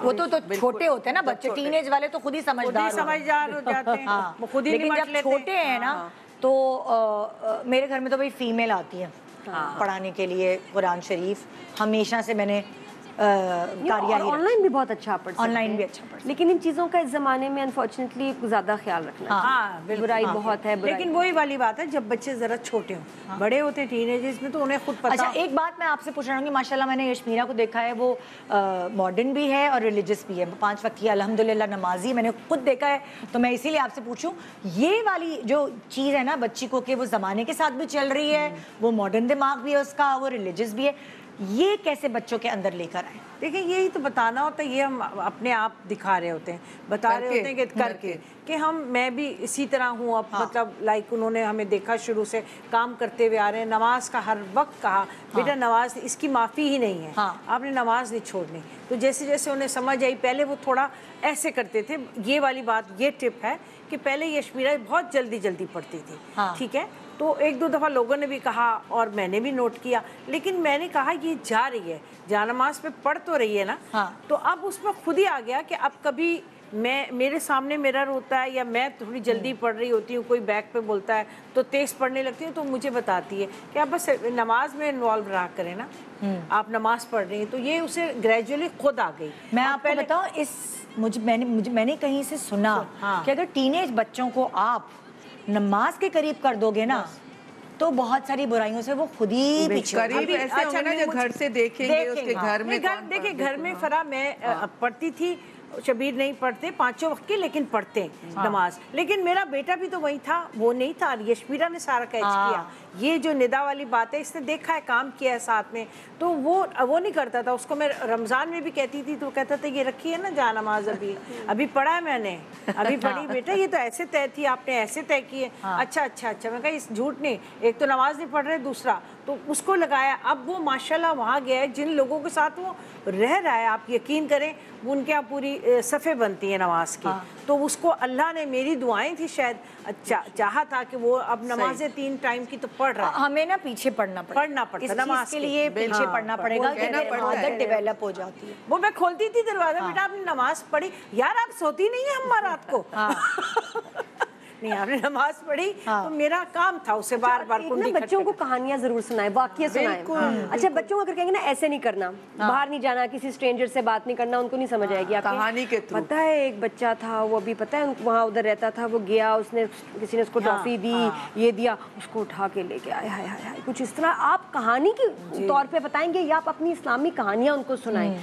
बच्चे सुन रहे होते हैं और सारी जिंदगी उनको याद दिमाग में रहता है। हाँ कि भाई ये अब दादी नानी की जैसे कहानियां, खाली बच्चे ही नहीं, जो नाजरीन हैं, जो ड्रामे देखते हैं, उनसे वो सबक लेते हैं। हम बैठ के यहाँ पे कितनी भी नसीहतें कर लेंगे, उनको कुछ ड्रामे से लेते हैं, मगर आप उनको कहानी के थ्रू नरेट कर रहे हैं कोई चीज़ अच्छी और बुरी, तो वो जज्ब कर रहे हैं अपने अंदर। देखिए फॉरेन कंट्रीज में बच्चों की जो तरबियत की जाती है, तो उनको तो बचपन से 3-4 महीने को उनके सामने रीडिंग की जाती है, पढ़ाया जाता है, और जैसे जैसे बड़े होते हैं 3 साल के बच्चे को बाकायदा कहानियाँ पढ़ के 2-2 घंटे पढ़े कि उनके जहन में वो चीज़ें आ रही होती हैं। इसी तरह हम अपने बच्चों को जो इस्लामी कहानियाँ, हमारे एजुकेशन सिस्टम में तरबियत नहीं, बिल्कुल हमारे एजुकेशन सिस्टम में सिर्फ राइटिंग, कि बच्चा 1.5 साल का हो तो लिखने लग जाए फौरन ही और उसको रीडिंग आ जाए, प्रेशराइज स्टडी और नंबर बड़ा बुरा है इसमें। हालांकि एजुकेशन सिस्टम ऐसा होना चाहिए जैसे नॉर्वे में है, सिंगापुर, जापान, जहाँ बच्चों की तरबियत होती है, क्योंकि पहले 10 साल तो बच्चों को सवाए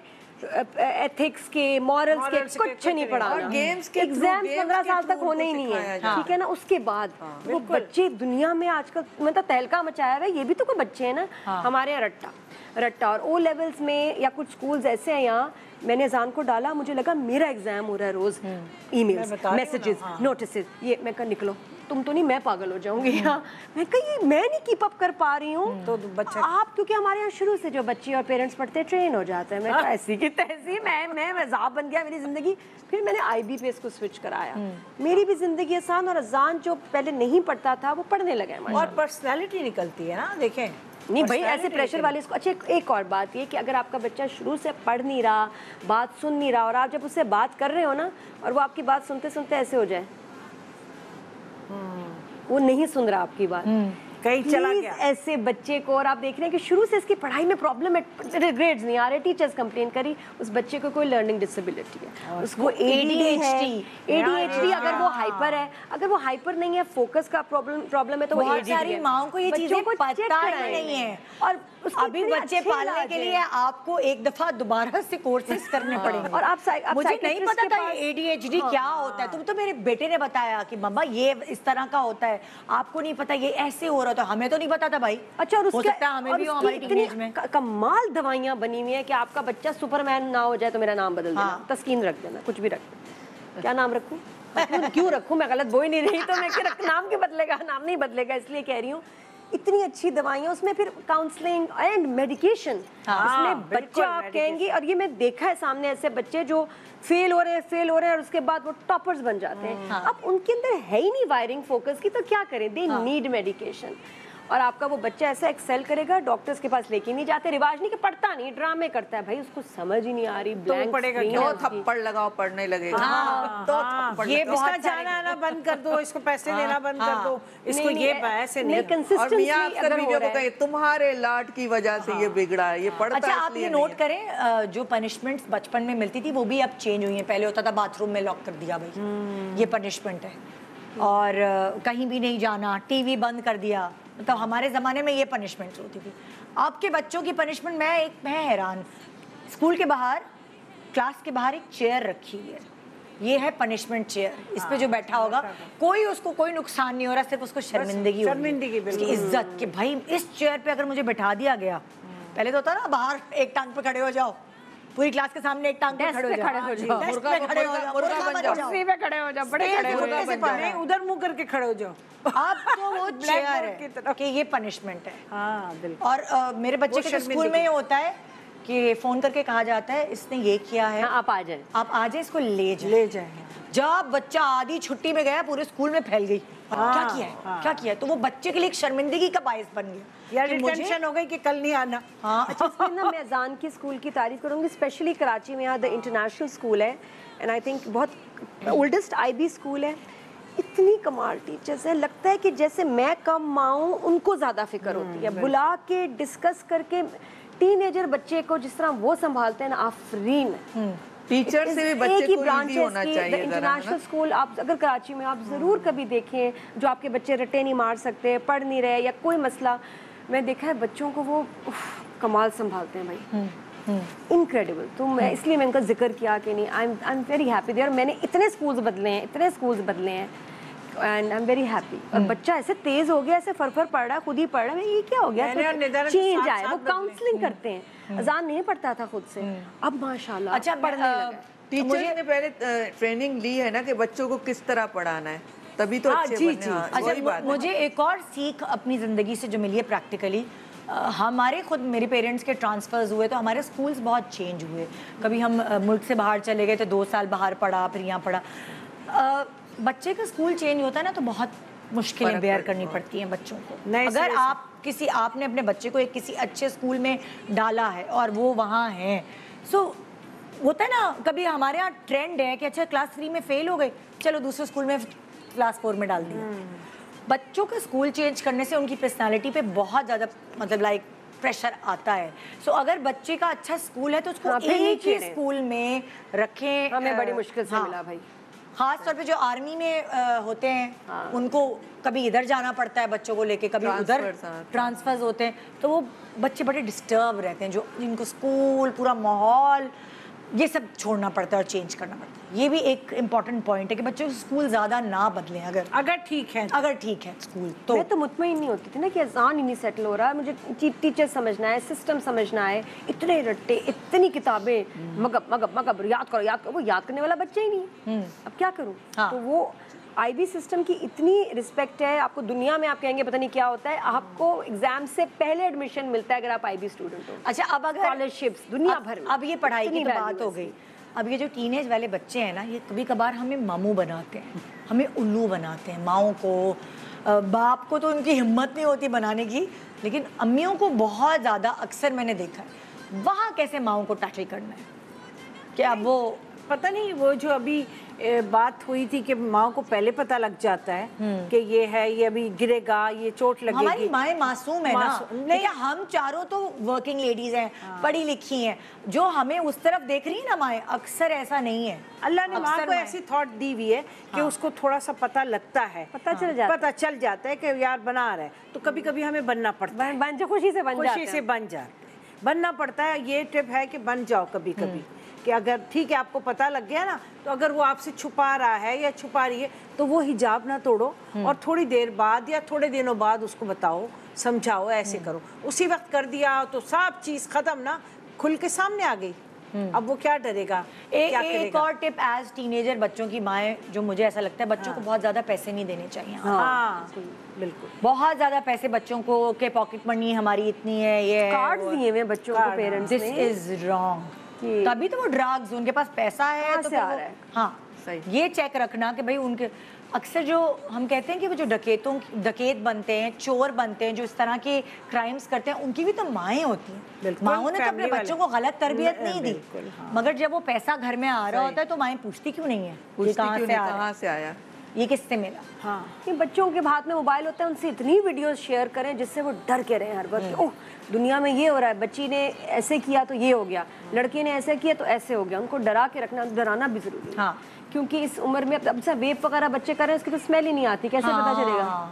यस, और स्कूल में हो रहा है। और क्या कहते हैं लड़के, यार पिक्चर बना के भेजो, बच्ची बड़ी इंप्रेस हो जाएगी। छोटे और वो छोटे लड़कों को लगा देते हैं। फिर ड्रग के डीलर स्कूल में है।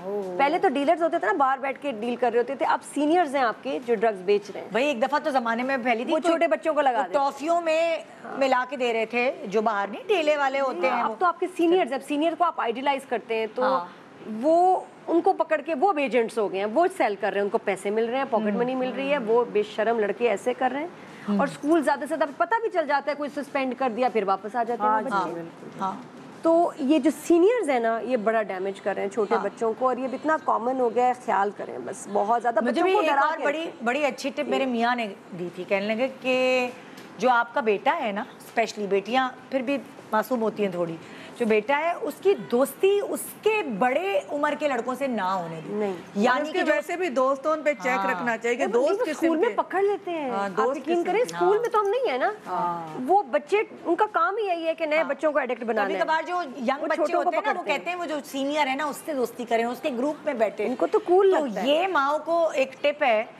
कि बच्चों को अपने बराबर वाले उम्र के बच्चों से दोस्ती रखें, वो बड़े लड़कों से दोस्ती, और डरा के रखें कि भाई अगर ये चीज ली ना, वो बच्चे ने पी थी, वो तो मर गया। हाँ, इस बच्चे का दिमाग कैसे हो गया। मैं तो डरा के रखती हूँ। चाहे झूठ बोलना पड़े, मैं इतना बच्चों को डरा के रखती हूँ कि हमें ड्रामा क्वीन बनना है। बच्चे तो डर के ही रहते हैं, जब बच्चे ये हो जाएगा, मामा मुझे बहुत डर लगता है, बनना है। हाँ, एक छोटे से ब्रेक के बाद देखते रहिए गुड मॉर्निंग पाकिस्तान। आप क्या शादियों की बात करेंगे बच्चे? Welcome back, good morning Pakistan. आज हम सब अपने अपने एक्सपीरियंसेस शेयर करें, जिस चीज़ से हमें फ़ायदा पहुंचा या जिस चीज़ से हमें नुकसान पहुंचा, वो हम आपको आगाह कर रहे हैं उससे। अभी हम पिछले सेगमेंट में टीनेज बच्चों को किस तरह लेके चलना है उसका डिस्कशन कर रहे थे।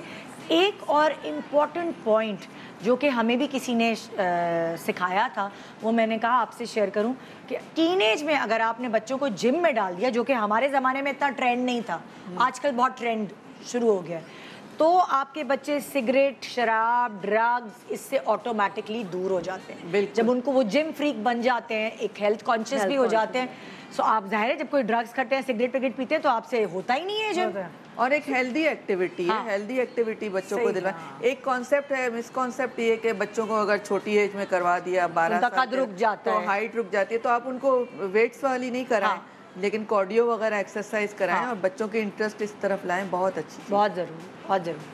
अच्छा, अब हम टीनेज बच्चों की बात कर रहे हैं। अभी आपके अलावा अभी हमारे बच्चों की तो शादियाँ वादियाँ का कोई सीन नहीं है, लेकिन एक हमारे माशरे में एक ये भी प्रॉब्लम होती है कि अब बच्चे टीनेज के बाद जब प्रोफेशनल लाइफ में जाते हैं, फिर उनको उनकी शादियों का वो आ जाता है। अब कुछ घराने जिसमें तो बिल्कुल ही लव मैरिज तो अलाउड ही नहीं है, एक वो भी एक बहस छिड़ती है माँ बाप और बच्चों के बीच में। सो उस वक्त क्या करना चाहिए? अब ये इस बारे में एक्सपीरियंस सिर्फ आपको है। बच्चों की शादियों के फैसले अक्सर घरों में होता है, मैं तो अपनी बहन के यहाँ करूँगी, मैं तो अपने भाई के यहाँ करूँगा, अम्मा अब्बा में ही टसल चल जाती है। देखिए अभी जो लेटेस्ट रिसर्च है हमेशा आई है कि अब फैमिली जो फर्स्ट कजन है उसमें शादियां ना हो तो ज़्यादा अच्छा। मेडिकली अच्छा, मेडिकली आपके लिए बहुत ही गलत बात है, क्योंकि बहुत सी बीमारियां, बहुत सारी कॉम्प्लिकेशंस होती हैं। तो जितने आप क्लोज रिलेटिव्स हैं उनसे न करें, फर्स्ट कजन से ज़्यादा, वो तो ज़्यादा अच्छा। बाकी ये कि जब आप बच्चों को पढ़ाते हैं, उनको इतनी आज़ादी देते हैं, तो फिर शादी के मामले में आप अपनी मर्जियाँ क्यों चलाते हैं? आप बच्चों की पसंद देखें, उसके हिसाब से चलें, आप भी अप्रूव करें, देखें अच्छे अच्छा है तो ज़रूर उनकी मर्जी से करें। और अगर फ़र्ज़ करें जैसे आपकी बेटे ने जो लड़की चूज़ की है, आपका एक्सपीरियंस ये कहता है कि ये नहीं शायद अच्छी होगी आपकी बेटी के लिए, फिर क्या करे माँ उस वक्त? बहुत मुश्किल है। फिर तो देखें ना, ज़िंदगी उसने गुजारनी है, हमने सिर्फ एक मशवरा देना है। जब बच्चे बड़े हो जाते हैं, शादी की एज को पहुंच जाते हैं, तो हम सिर्फ उनको मशवरा दे सकते हैं, हम ज़्यादा उन पर ज़बरदस्ती नहीं कर सकते। ज़बरदस्ती, अगर हमने ज़बरदस्ती की मर्ज़ी, हम तो कह सकते हैं, उनको समझा सकते हैं, बाकी करनी उसने।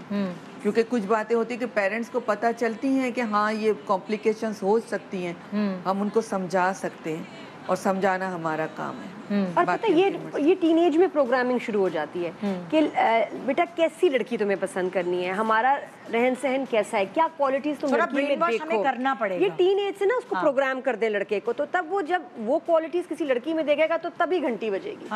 क्योंकि जो हम कहते हैं ना बच्चों के जहन में रह जाता है, सीधी बात है। आप बेशक उसने कहा मामा फजूल बातें कर रही है, मैं नहीं सुन रहा, वो सुन रहे होते हैं। और लड़कियों को भी आप उनके जहन में डाल दें कि बेटा लड़का ऐसा होना चाहिए, बार बार कहें। मैंने इतना लीजे को बोला, मैं क्योंकि बहुत कॉन्शियस थी इस चीज़ पे, तो उसको उसके बिल्कुल वही अब पैरामीटर्स सेट हुए हैं। ये होना चाहिए चेक, ये होना चाहिए, ये चीज़ें हों, वो उसका समझती है वो बातें, वो और किसी चीज़ को, रेड फ्लैग को कंसिडर ही नहीं करेगी। अब मैं अजान के ऊपर काम कर रही हूँ, तो मैंने कहा अजान तुम्हें बेटा खाने का इतना शौक है, तुम्हारी बीवी मेक श्योर उसको खाना आता हो।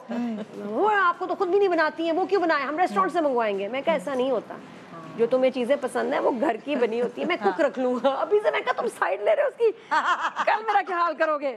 मैं कही बेटा आना चाहिए, ना बनाओ देती हैं, आना चाहिए। मैंने डाल दिया लेकिन जहन में, बेशक वो मुझसे लड़े, मैंने कहा नहीं आना चाहिए, तुम्हारी बीवी को बिरयानी बनानी चाहिए। ये बाबा कैसी बातें करी, मैंने कहा नहीं क्यों, कहता अच्छा साइड लेने शुरू हो जाता, क्यों हम रेस्टोरेंट से बनाएंगे, वो क्यों बनाएगा, 14 साल का अभी से बीवी के साथ।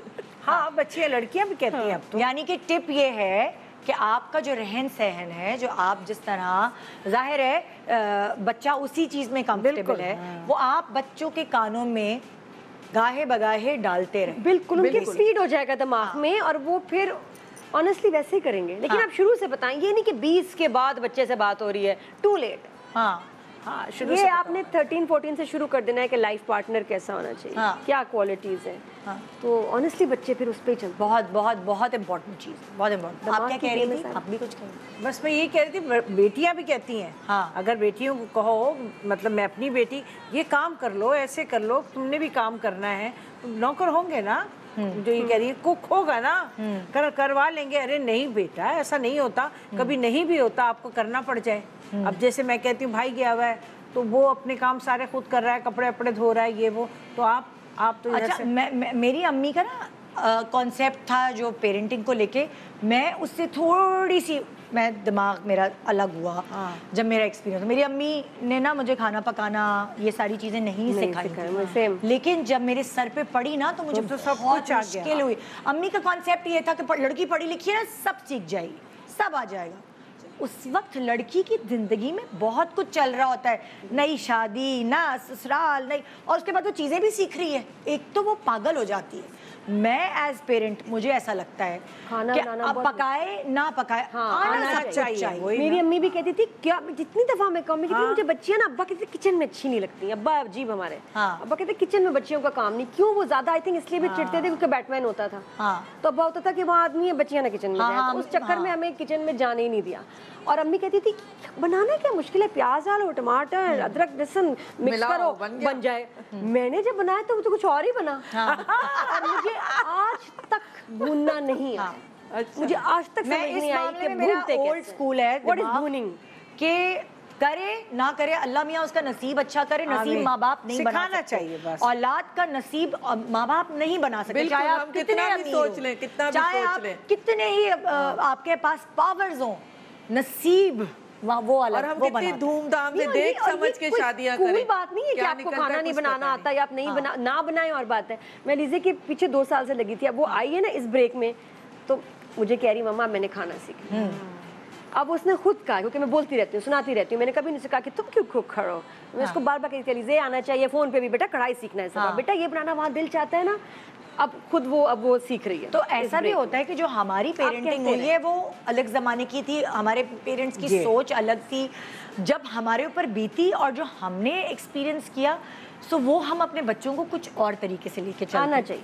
कहीं कहीं आपको बड़ी मॉडर्न थॉट रखनी पड़ती है, कहीं आपको बिल्कुल दकियानुसी होना चाहिए। अच्छा, लड़की को कहना चाहिए बेटा खाना बनाना आर्ट है, बेटे को कहे खाना बनाना साइंस है, बस सीख लेंगे। और खाना खाना, क्योंकि लड़के को लगेगा ये मेरा काम नहीं है, लड़के को अलग तरह से पटाएं, लड़की को अलग तरह से पटाएं, लेकिन दोनों को आना चाहिए। यस, दोनों को आना काम चाहिए। तो देखिए आने चाहिए ना, सारे जब भी कर सकते हैं आप। जब आपको नो हाउ किसी काम की नहीं होगी तो आप कैसे, आप माशाल्लाह कितना अरसा हो गया आप नहीं जो भी हो गया, कितने अरसे से काम कर रही है, ये वाले काम कह रही नहीं, मैं कह रही हूँ करते करते मैं आए सिर्फ ना। वो वाला वक्त याद करती हूँ ना जब नहीं। मुझे सब कुछ सीखना था, तो जब मुझे सब कुछ एक दफा में सीखना था तब तो आप मैं confuse हो गई। हर चीज में नंबर 1 नहीं हो सकी। मैं इसमें भी बुरी थी, मैं उसमें भी बुरी थी, मैं उसमें भी बुरी थी। सिखाना तो चाहिए। अगर हम मुझे पहले से 4 चीजें आती तो 2 चीजें कितना पे मैं अच्छा, फोकस सही बात करके है, कितना अच्छा सीख सकती थी। तो वो मेरे टाइम जाया हो गए जिंदगी के, मुझे ऐसा लगता है। बस एक बात ये है कि सारी बातें हमें पुरानी ही लेनी चाहिए। हाँ। जो भी है उससे हमें उठाना चाहिए। कुछ आजकल जो अभी आपने और नादिया ने हम सब ने बताए जो अच्छे अच्छे टिप वो होने चाहिए, लेकिन उन सब में बेस्ट बात ये है, सबसे बेस्ट कि एक पेरेंट्स को स्ट्रिक्ट होना चाहिए, मतलब लाइक पेरेंट्स होना में से चाहिए। एक रूल्स होने चाहिए। रूल्स होने चाहिए, वो उसको रूल्स आप तो हर घर में होते हैं। बस इस प्रोग्राम का कंक्लूजन ये है कि पेरेंट्स को ग्राफ पता होना चाहिए कि मैंने कब सख्त होना है, हाँ, बिला मैंने वजह की कब पिटाई नरम नहीं, होना है। बिला वजह की। सो अगर उसको ग्राफ पता होगा ना जिंदगी का कि मैंने बच्चे को कैसे लेके चलना है, तो फिर वो बुरा पेरेंट नहीं होगा। और एक बहुत बड़ी रिस्पॉन्सिबिलिटी, बिल्कुल पेरेंट होना आसान बात नहीं है। उनसे पूछें जिनको औलाद नहीं देता अल्लाह ताला, वो किस वक्त से गुजर रहे होते हैं। तो अगर आपको औलाद दी है ना, तो ये कोई आम बात नहीं है, ये जिम्मेदारी है, बहुत बहुत बड़ी बड़ी जिम्मेदारी, बहुत बड़ी क्योंकि आगे आप एक नस्ल दे रहे हैं, बेटी को पाल रहे हैं, बेटी को अगर अच्छी तरबियत दे रहे हैं तो वो पूरी एक नस्ल बन रही है बेटे के साथ भी। और बस आने वाले वक्तों में बहुत बुरे हालात हैं दुनिया भर के। मैं कल ही पढ़ी थी बच्चे कम करें, क्योंकि आगे अभी मैं कल ही पढ़ी थी आर्टिफिशियल इंटेलिजेंस, बहुत सी कंपनीज ने आगे अनाउंस कर दिया कि हम लोग अपने निकाल रहे हैं। अब सिर्फ रोबोट्स काम करेंगे, तो आने वाले वक्तों में बच्चों के पास जॉब्स का इतना कंपटीशन होगा, क्योंकि रोबोट्स और machines will take over the world.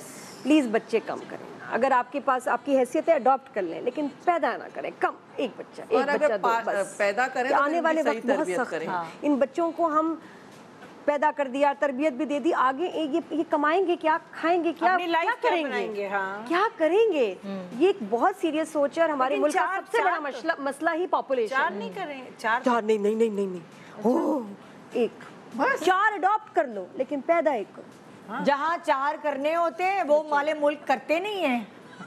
जहाँ करने नहीं होते वो वाले मुल्क वाले क्योंकि ये आगे कर रहे होते हैं। क्या करेंगे। मैं 2 के बाद ऐसा वहाँ सोच रही joint हूँ, family बहुत नहीं है ना। बुढ़ापे में ऐसा सोच रही हूँ वहाँ कि नहीं joint यार family बहन का नहीं। भाई अच्छा और भाई एक का बात बहन। बताऊं मैं, प्रोग्राम के एंड में जैसे नादिया ने कहा ना कम बच्चे करें, देखिए जिनके पास वसाइल हैं, जो ज्यादा बच्चे अफोर्ड कर सकते हैं उनके पास कम होते हैं।